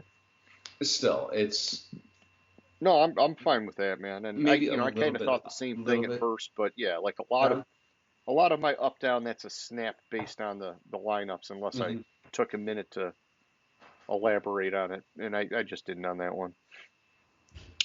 Okay, ready to move over to the north, James. I'm good. All right, I'll take the AFC side here on the lead with all the moves. So with Baltimore at quarterback, you got the Lamar Jackson situation hanging out there. He's currently retained on that franchise tag, likely to be traded. Well, I don't know. We'll talk about whether he'll be traded or not, but I'm going to have that as a departure, and they're down at the position, even though he's a drama queen and, maybe not the guy for them long term, without them bringing anybody in. Huntley, I do like Huntley. I'm not sure that he's going to be starter quality. For sure not this year. Yeah. But Well, but you look at Baltimore, and since Lamar Jackson's been there, with Lamar Jackson, I don't remember the specific stat, but it was like somewhere in the range of 5 to 7 points more scored per game with Lamar Jackson at quarterback versus Tyler Huntley or whoever was the yeah, backup. And that's a huge drop off, especially when you're looking to win games 15-12. yeah. No, I agree. I agree. And then at running back, Kenyon Drake's out down there, a little bit. He's one of their backups. Mm-hmm. Demarcus Robinson, Sammy Watkins, they're out at wide receiver. They brought in Nelson Aguilar. I don't Nelson agree Aguilar's with. an 80. Yeah, I don't agree with that 80 that lineups has given Aguilar. I know he had like one good year. um, Demarcus Robinson, I saw a lot of potential in him, and it just, whether it was the lack of a consistent quarterback or what, it never transpired for him. Mm-hmm. It offensive line, you got Jawan James and Ben Powers. They're out. They haven't backfilled either of those guys. I think that hurts them. Defensive line, you got Calais Campbell out. I think that hurts them. At edge, Justin Houston, Stephen Means, and Jason Pierre-Paul. They're all out. I think that hurts them. At quarterback, Kyle Fuller, Marcus Peters, they're out. I think that hurts them. And at safety, Chuck Clark is out via trade to the Jets, which was a steal for the Jets, by the way. Mm-hmm. I think they're hurt there. Uh, Baltimore is like putting themselves into a self-induced coma from what I can see here, James. Yeah, well, I think the problem with Baltimore is the fact that there's because of the whole Lamar situation, and they were trying to make sure they had the cap room to re-sign Lamar, and give him a contract. They kind of overplayed their hand with trying to keep Lamar and not focusing on the defense. Yeah, well, they definitely didn't focus on the defense. Yeah. And honestly, it's like they're down at every level when you look at it on here. But Baltimore has been so good at finding and developing talent that I'm not like super worried about all these people leaving on the defense because Calais Campbell, great guy, great leader, but he was really becoming more of a rotational guy at this stage of his career. Same with Justin Houston, for sure, Jason Pierre-Paul. And then at cornerback, Marcus Peters missed some time. Kyle Fuller, he's been up and down. Chuck Clark, I like that, but they've got other guys in that secondary still. And so I think Baltimore will find a way on defense. The story for them is what the heck's going on at quarterback, you Mm-hmm. know, because that can make or break them for this next year. And Yeah, I think, definitely. I think the best thing for them long term is to part with Lamar. But that means you're going to have probably a year of a transition where you got to find a guy and figure out where you're going. It's very true. All right. So next up, James, we got the Cincinnati Bengals. And so at running back, Samaje Perine, he is out. They didn't bring anybody in to backfill him. I'm going to say they're down there. I know he was their backup, but he did contribute quite a bit. And Mixon, we know, has had a little bit of a dicey injury history. At tight end, you got Hayden Hurst and Drew Sample. They're out. They brought in Irv Smith Jr. I got it as a wash here. I think really it's down because Hurst did have chemistry with Joe Burrow. And Irv Smith Jr., even though they're giving him that 74 in lineups, I don't think he's really earned that. Hmm. He's not consistently been healthy or had production. Yeah, and 68 for Drew Sample, I think, is a little bit low. He had a lot of key plays for Cincinnati last year. Okay, good to know. Good to know. On the offensive line, this is where it was big. They brought in Orlando Brown and Cody Ford. Orlando Brown, obviously, he's like the gem. You're hoping you put him at left tackle, and Jonah Williams will go over to right tackle. I know Jonah Williams has asked to be traded. We'll see what happens there. They're saying they're expecting him to make that move to right tackle. It's tough. The guy wants to be a left tackle and be paid left tackle money. I think it'd be great for Cincinnati if they could hang on to the guy because No. that's a huge boost for the offensive line. Yeah, and the Orlando Brown signing is huge for them. Like we Yeah, talked about last year, like even their Super Bowl year, we talked about how they need to protect Burrow. Uh, for 3 years in a row, we've been talking about how they need to protect Burrow, and they're finally putting in big pieces to protect Joe Burrow, and I like what I'm seeing there. definitely. Yeah, and I mean, if I'm them, regardless of what happens with Jonah Williams, I'm still going to the well in free. I'm not in free agency at the draft. Hmm. I'm gonna keep throwing darts at that because they spent a lot in free agency last year and it didn't work. And so just keep swinging, man. Keep swinging because that's the key to getting you guys over the hump. Yeah. On the defensive line, Terrell Basham was added. A little bit of a bump up there. At cornerback, you got Eli Apple and Trey Flowers are out. Sidney Jones is in. Sidney Jones, man, they gave him a 73, but the guy's been like mostly unavailable or sort of like under the radar in his career. I think they're going to hurt a little bit at cornerback, but they do still have like Mike Hilton and some guys. They'll find a way to make it work, I'm sure. And then at safety, we already kind of covered this a little bit. Both Von Bell and Jesse Bates are out. They did sign Nick Scott. I don't think that they properly mitigated that, and they're going to have to make a move there. Yeah, I agree there on that.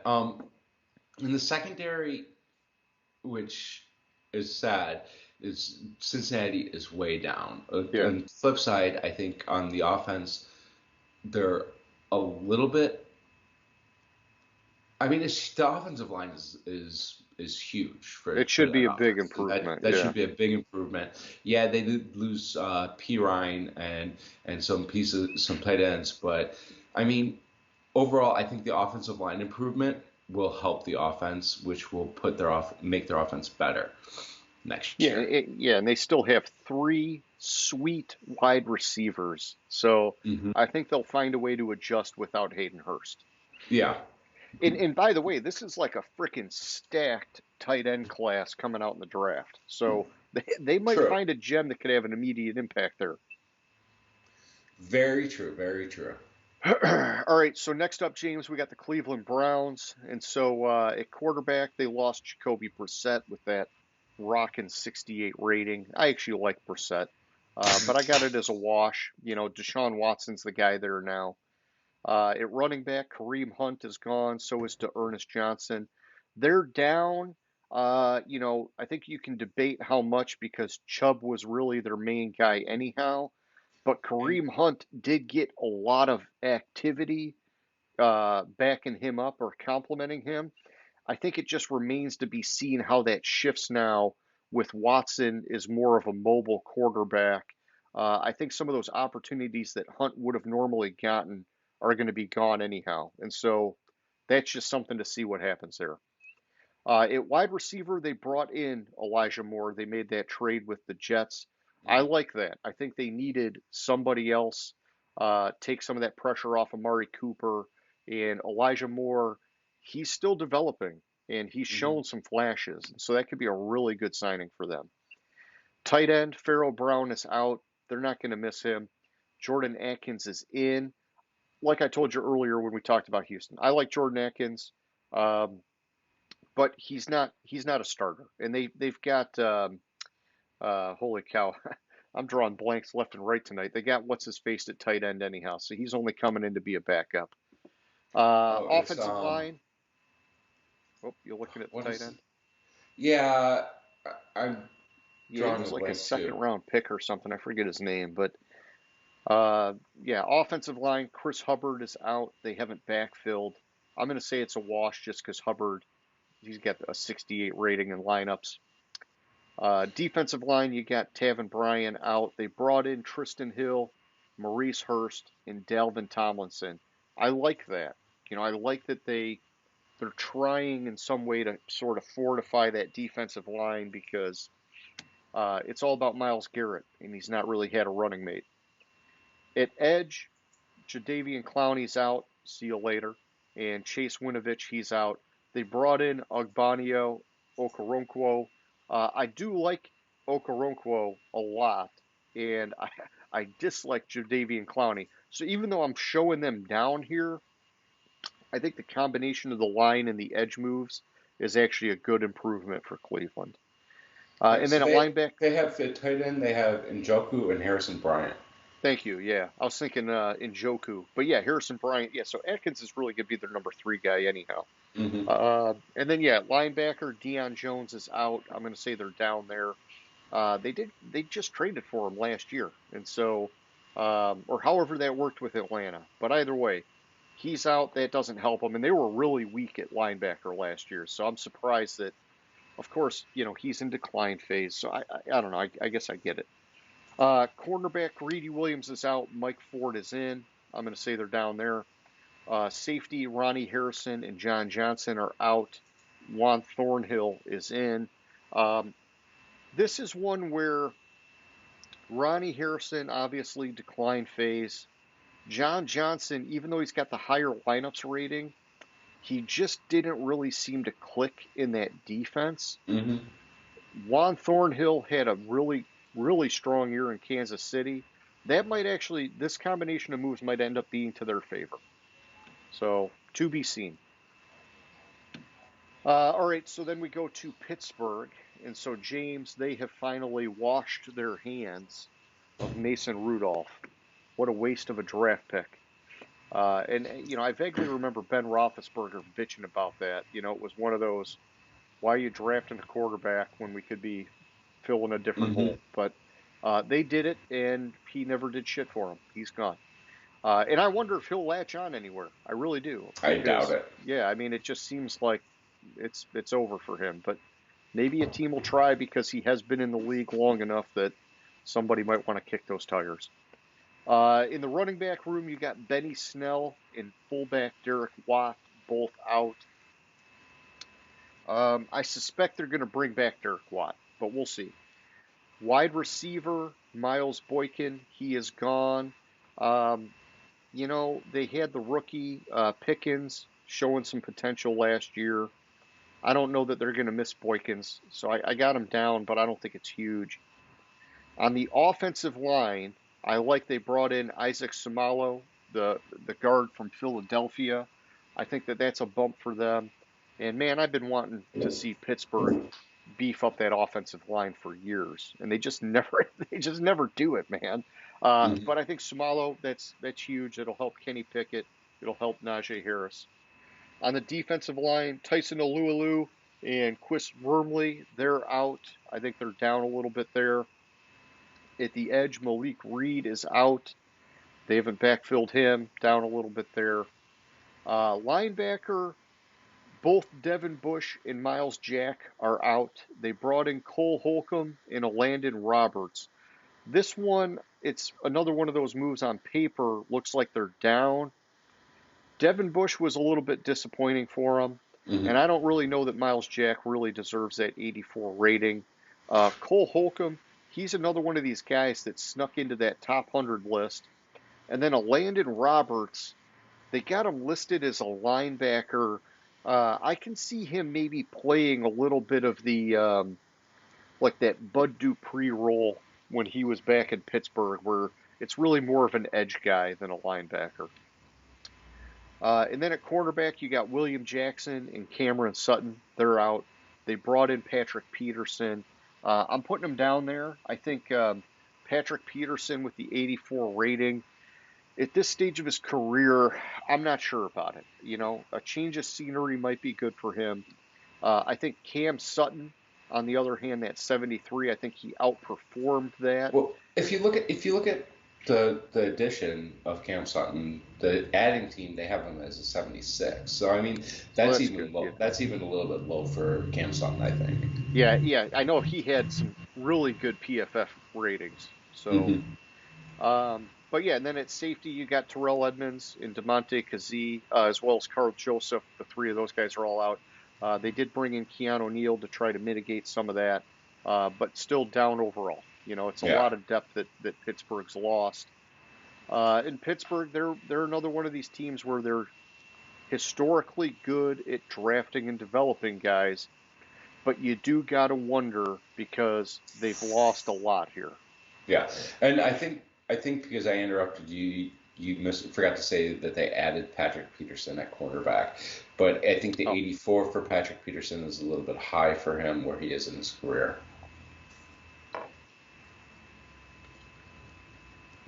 thank you. All right, James, I'm going to hand it off to you to do the North, my friend. All right, so you start up. You have the Chicago Bears. They lost David Montgomery at running back. They added Donta Foreman and Travis Homer. Donta Foreman is listed as a 77. Montgomery is listed as an 83. Yeah. I actually, So, on just real paper, quick. So, yeah, Foreman had a 73 on Carolina. So they're showing yeah. that he went up, but I Mhm. still think he's better than that. I still think he's better than that. And Montgomery fell way out of favor with Chicago. Yeah. I think this is on paper, based on the lineup's rankings, it's a down, but I think in actuality it's an up. Yeah, I mean, Khalil Herbert, he stole the spotlight last year. So, Yeah. Wide receiver, they lost N'Keal Harry, Dante Pettis, Pringle, and added DJ Moore. This is a huge improvement for them. They needed a true number one receiver for Fields to throw the ball to, and that's what they got in DJ Moore. yeah, and Um, it helps move Darnell Mooney to mhm. the number 2 spot, which is really where he excelled before, they got rid of Allen Robinson. And so I think the DJ Moore thing, yeah, it's huge. I just want to put a Yeah, line under it like you're trying to emphasize. Yeah. yeah. At tight end, they have lost Ryan Griffin, and they added Big Bob Robert Tonyan. Um, I think 80 is a little bit a high rating for Tonyan, and in fact, I actually like it on the departing team, which is Green Bay. They had him as a 78. I Okay. think that's more accurate. Um, Either way, it is an improvement, but not as big of an improvement as it looks like based on the current ratings on lineups. Yeah, and Cole Kmet's the guy there at tight end anyhow. Yeah, But I it, forgot it about Komet. yeah, but it'll help. Tanyan will be a good, part of a 1-2 punch with Kmet. Hmm.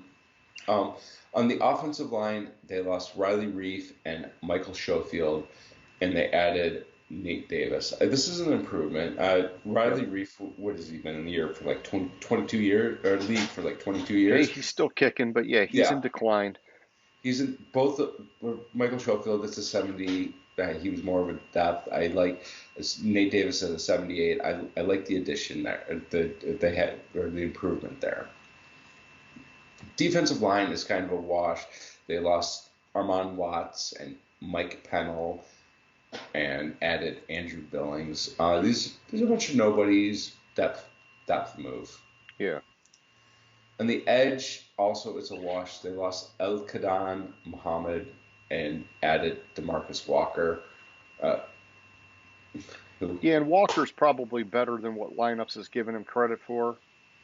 Probably a little bit, but still, it's not something that we're gonna look at and be like, oh, this was the key move, or oh, Yeah. this was a big change. It's kind of a similar change. At linebacker, they lost Nicholas Morrow and Joe Thomas. They added Dylan Cole. Big add was Tremaine Edmonds and TJ Edwards. Yeah, I wanted the Lions to take TJ Edwards, but Yeah. and and tell you what, I'm actually glad the Lions didn't go after Tremaine Edmonds because Mhm. they had to pay a ton of fucking money to get that guy. And I just worry what his ceiling is. I believe he's really good, but I worry what his ceiling is because he was on an amazing Buffalo defense. Mhm. And it's just so much money to have a little Mhm. bit of risk. TJ Edwards, on the other hand, he was just like a major outperformer. And I'm glad that he's getting a chance to start. And so, but I wanted the Lions to get that guy because Yeah. more of like a blue collar riser, in my opinion. Yeah.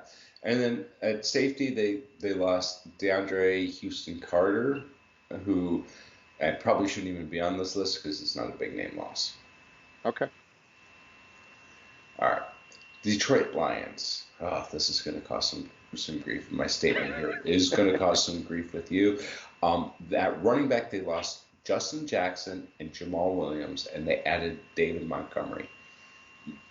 Per lineups rankings, this is it's an addition, but I think Jamal Williams, great locker room leader, vocal leader, leader, emotional leader, whatever you want to call it. but also this is an instance where Jamal Williams added to New Orleans. His rating is an 84. Losing team Detroit had him at a 78. Yeah. I think this is actually a slight down for the Lions at running back, and it's more, a lot of it is the intangibles that Jamal Williams brought. Yeah, and it's tough. I'm conflicted on it because I think they overpaid for Montgomery, and I know we talked about the Jamal Williams thing where he maybe misplayed his hand in the negotiations because supposedly the Lions offered him the contract that they gave to Montgomery, and he wanted to shop it out, and the Lions didn't want to wait, and it worked out the way it worked out. But, Montgomery, I've also heard a lot about the Lions liking him because his skill set is more aligned with DeAndre Swift. Right, but you want the change of pace. You don't want to have the same. No. I agree that I agree with what you're saying, except that when I look at their running back room, to me, I have a feeling that they wanted Montgomery to handcuff Swift because Swift is always fucking banged up, and maybe this is the year that Craig Reynolds steps up to be the banger like Jamal Williams was in the short yardage situations, because they brought back Craig Williams, and we know he's a grinder. He just lost his spot to Jamal Williams. I forgot about that. I forgot about Craig Reynolds. So you may be right there. I still think the intangibles put it as a down. Okay, I'm fine with that. I'm not going to argue that. At wide receiver, it's kind of a wash. They lost DJ Chark, brought back Marvin Jones Jr. And this is an instance where I was saying that with Jacksonville, the 81 was high. I think this is more accurate for Marvin Jones, 77, and it's kind of a wash. They're going to be the second, third option anyways in that offense. With Chark missed some time last year. Yeah. St. Brown. Who's the other guy? Jameson Williams. Thank you. So you're looking at, I don't know why I keep forgetting about Jameson Williams. I was so huge on him when they drafted him. Anyways, offensive line, big improvement. Lost Evan Brown, gained Grant Glasgow. Glasgow struggled when he was the line before, left, excelled, and is coming back. Hopefully he can continue that. Yeah, and I liked Evan Brown as a rotational lineman. I think Glasgow is going to fill a very similar role where they can plug him into like any of those interior spots where they're going to need him at any given time, and I think that's important to have that kind of depth. That's a good point. Defensive line, they lost Michael Brockers. I think this is a slight decrease. Lineups had him at a 72. I think might be a little bit low for him, but it's still they haven't replaced him. Yeah, he had a rough year, man. I mean, he wasn't on the field much, and so but this is where Calais Campbell would have fit in perfectly. I know, man. I'm so bummed about that. Oh God, I wanted him so bad. It's all right. At cornerback, they lost Mike Hughes and Amani Orurie. Amani. O-R-E-A. That's how I remembered. It's just all letters. O-R-E-A. And they added Emmanuel Mosley and Cam Sutton. First of all, how the fuck is Cam Sutton only a 76? Yeah, and I think Pittsburgh had him at a 73 or something. If I go back up. Yeah, Pittsburgh had him at a 73. So Yeah, I think he's better than that. The PFF, all the analysts that I've read, they have him like really highly rated, and so I think that this could be like one of these like really good, strong signings for the Lions. Hmm.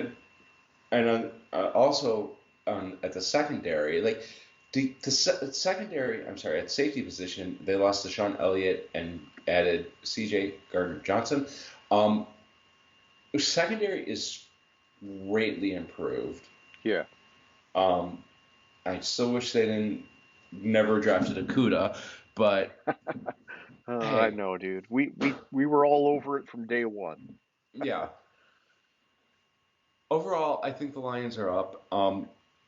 I've been hearing, especially with what's going on in Green Bay, a lot of people are predicting the Lions to win the NFC North next year, which scares the shit out of me because Yeah, that you means don't it's want to going to have be the like, expectations. yeah. Yeah, and And then, I'm bummed out that we lost to Sean Elliott. I liked him, mhm, but I'm happy as heck that we brought in Chauncey Gardner Johnson. That guy is intense, and he's going to fit what Dan Campbell wants in that defense. Really happy about that. But yeah, I think I don't want to put the bar too high with the Lions because you know the way we finished the back half of the year, we're on people's radar now. And mhm, so we're not going to just get to go into games and maybe surprise some people, punch them in the mouth. People are going to expect us to be playing hard, and it's going to be a lot harder to replicate what we did last year. And I know we talked about it before offensively, where, I'm glad we brought back Ben Johnson. And, I was telling you that I just hope he's got some wrinkles in that playbook because mhm. usually the follow up is nowhere near as successful. But the really good coordinators, they know how to pull in those wrinkles and they keep it going. And so that's really what we need big time, man. Yeah. And we can just skip the next team. That team's going to become the new irrelevant team. It's- They haven't Straight to the dumpster fire. have not made a single addition. They're losing. They're losing. Not expected. He will be traded. Aaron Rodgers. Yeah. They're losing Randall Cobb, Alan Lazard, Mercedes Lewis, Robert Tunyon, Dean Lowry, Jaron Reed, Justin Hollins, Adrian Amos, and Mason Crosby. Have not added a single player. They're just next year with Jordan Love at quarterback. Could they go 0-17? I mean, I gotta believe that that Jordan Love is gonna be like a little bit okay, but I also can't A little expect. bit okay. Have you seen him play? Yes, you Well, have. He that's a played problem. against That's the Kansas City. He problem. That completed 3 passes. He completed 3 passes in the Kansas City game.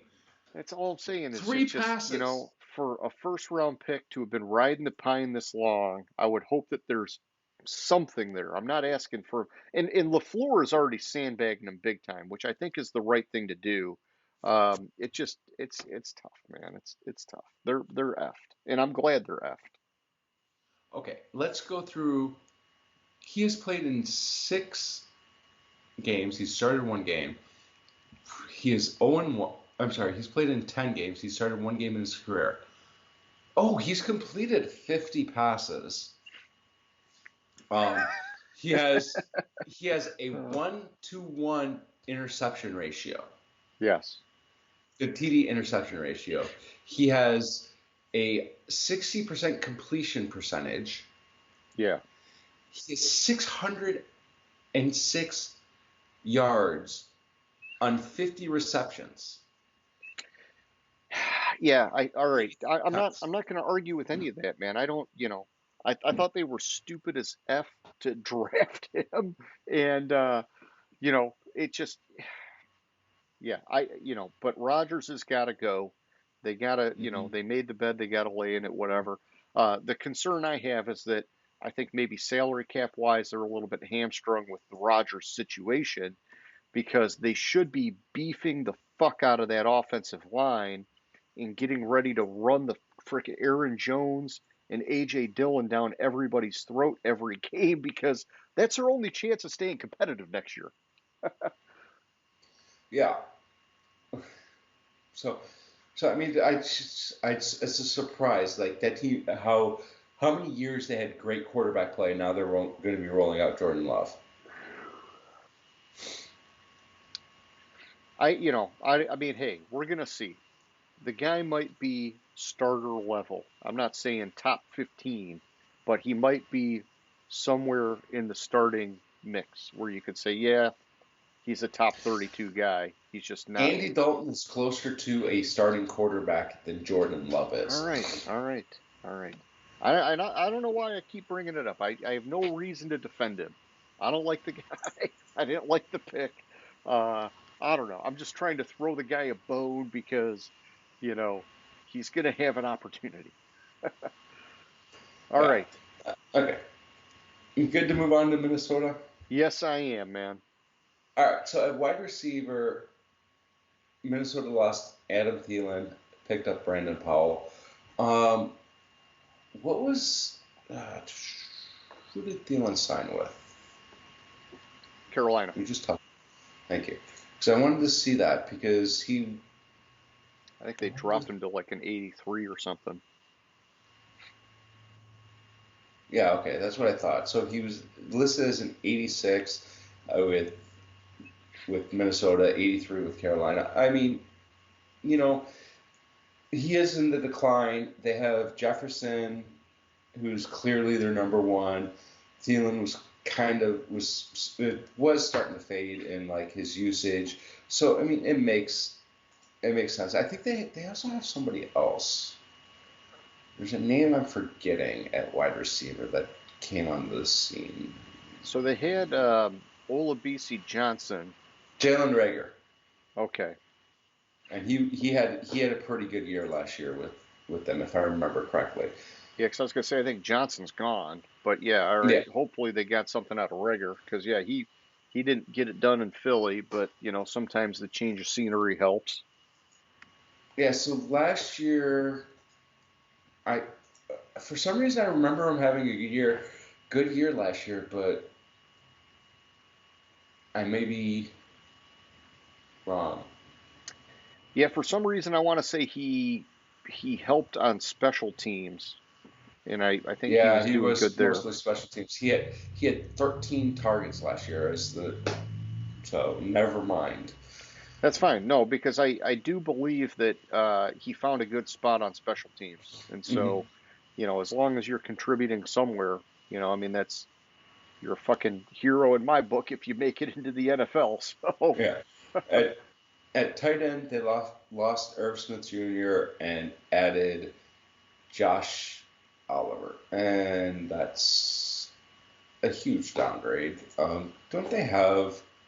Oh yeah, that it's a huge downgrade, but it's more of depth at tight end because they traded for Hawkinson last year. oh yeah. Um, D line, they lost Dalvin Tomlinson, added Dean Lowry. I think Tomlinson at a 75 is a little low for Yeah, it's him. tough. I think that the Minnesota defense just played so bad last year that, when you look at some of the ratings, it's like, maybe they just all sucked. You know, they definitely did not gel in any way last year on defense. Even though on paper, they put together the pieces, they just did not come together at all. Didn't Tomlinson sign with somebody? Yeah, I'm trying to think of who. Uh, Yeah, okay, so 79, that's more like it. He signed with Cleveland, and they have him as okay, 79. So 79 is cool. more like it. So yeah, it's down there. Downgrade. Marcus Davenport on edge, they didn't lose anybody, but that's an increase. I like Davenport. I like what he brings. 78 might be a little bit low there, It's but just because he's streaky, man. You yeah. know, Um, at linebacker, they had a huge downgrade. They lost Eric Kendricks and they added Troy Reader. I mean, that's Troy Reader is a point above irrelevant on lineups. yeah. Um, And Kendricks, maybe starting to decline, but he's been just really solid at linebacker for a long time. and then in the secondary, this is more like it what I was saying with Peterson. Oh yeah, just talked about it, and I'm forgetting where he signed already. Pittsburgh. Thank you. Yeah. I was like, why am I not finding it? So on the addition to, because I just looked it up too. So in the signing, they have him rated as an 84, which I thought was high. In the loss, they have Patrick Peterson as a 79, which is probably more accurate. But they also lost Cameron Dantzler, Duke Shelley, and Chandon Sullivan. Well, No, it's fine. It's my wife took a shower and this okay. is me setting off the fire alarm. They added Byron Murphy, um, who's 83 might be a little bit high, but it's still, I would say that it's kind of a wash at cornerback because of the fact that they lost a lot of depth there. Sure. Yeah, and I like Byron Murphy, but they they did lose a lot of guys, man. Yeah. All right. Anyways, I am just waiting to see if that's going to go off. You might have to help her out, man. it's going to take a minute to go off. That's fine. Okay. All right. So we'll just do a little la di da, and then we'll go to question of the week. Yeah, we can just go to question of the week. We're good. If you can hear me all right, because it's I coming can hear through you kind of fine. loud on my end. But yeah, we could do it. All right. So James, we'll do a three-part question of the week this week, okay? Because I wanted to talk about Lamar Jackson, and I wanted to get your opinion on whether or not you think he's actually going to get traded now. And I bring that up because we talked about the drama, and I mentioned earlier that I've heard rumors, whether they're true or not, I don't know, but I've heard the rumors that teams aren't calling him. They're not calling with interest to trade for him, uh, probably because people don't want the drama, but also probably because a smart team sees that drama, and the longer it plays out, the more it helps their position to make a trade for him. And so I think ultimately he's going to get traded, but I don't think that he's going to get the deal that he wants.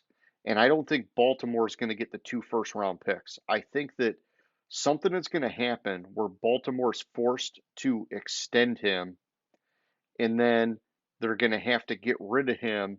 It's going to have to all be agreed upon, like a three-person agreement where Baltimore extends him so that he's no longer under the franchise tag, but the team trading for him is not going to give 2 first-round picks. Maybe they give one or a conditional something or whatever. And then I even think that the contract, I think Lamar's not even going to get as good of a deal as that 3 year fully guaranteed thing that Baltimore offered. But he's going to take it just to get out of Dodge at this point. And so, really, whichever team makes that trade for him is probably going to be the winner. That's assuming Lamar can get it in gear and actually be closer to that MVP level guy at some point under that next contract. That's kind of just the way I'm looking at it, man. What are you thinking with Lamar? So with Lamar, I think he's going to be traded. I still really think he's going to be traded to Atlanta. Um, Arthur Blank, and this is the quote. He says, looking at it objectively, I'd say there's some concern over how long he can play his style of game. Hopefully a long time. But he's missed 5, 6 games each of the last 2 years. Each game counts a lot in our business. Yeah. And also, Indianapolis is another option. Anytime a special player is available, which he is, you've got to do the work. But you never know how any of this will work out. This is Ursay. Always looking for great dynamic players. It's important not to compromise your future to do it. So a little bit of posturing. A little bit of posturing there, a little bit of posturing here.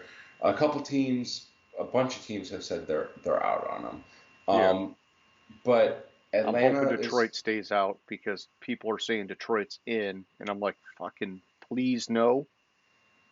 I was going to mention Detroit because of that, and I think Detroit is out on it. I'm going to quote what Dan Campbell said Okay. to prove that. Lamar is a heck of a talent, but man, we got a quarterback, and thank God we got one, so we're good. Well, I'm glad to hear that. And I know he's pumped up Jared Goff many times before, but it just, you never know, man, because until it happens, it's almost like anything is on the table sometimes. So, all right, but you think he's out, so that's good. That's part one. Now let's go to our free agency recap, and let's just look at who you think is winning so far in the offseason. And then when you're done, we'll go to my third part, my last part. I want to know who you think is losing so far in the offseason. And I'll just tell you my opinion. The team I like the most so far in the offseason is Houston.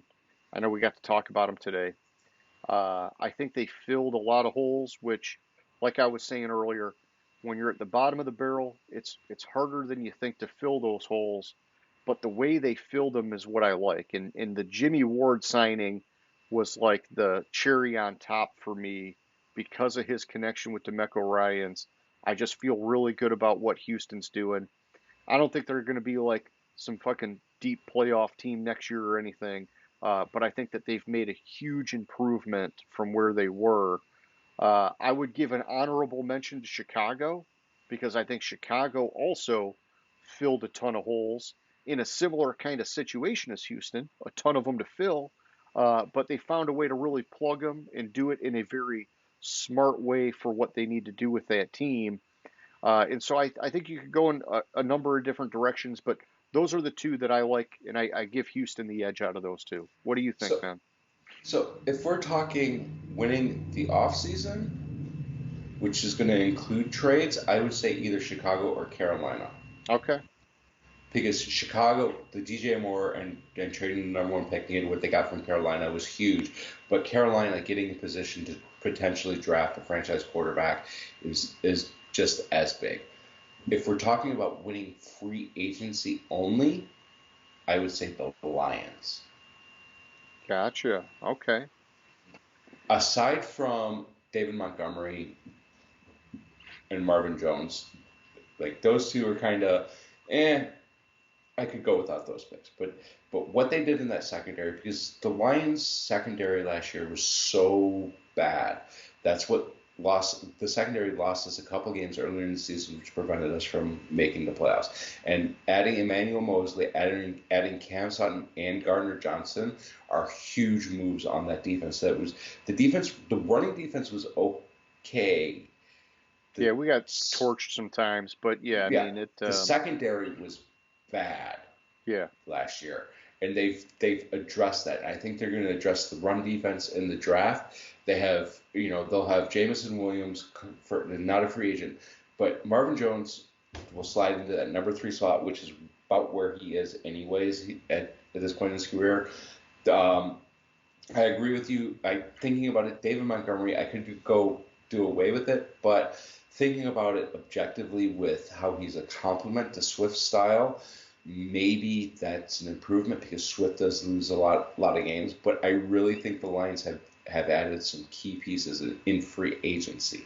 Yeah. In the offseason, I would say Chicago probably has the edge, but with giving a true number 1 receiver for Justin Fields to throw the ball to, trading the number 1 pick, getting a haul back for the number 1 pick. Yeah, those trade resources. Mm-hmm. Now that you say it that way, no, I like what you're saying. You've delineated between the two. And yeah, I think if we're looking at the offseason in general, it's hard to not pick Chicago because that trade definitely, they made a lot of moves in free agency and they made the trade, and the trade brought them a player plus a lot of future resources that remain to be seen, which is, that's a huge boost for them. All right, well, let's flip it. Who do you think are the losers, or which team is the biggest loser so far?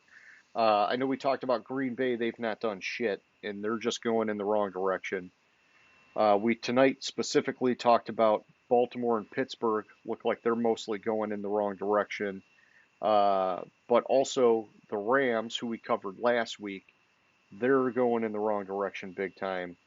For me, it's a toss-up between Green Bay and the Rams.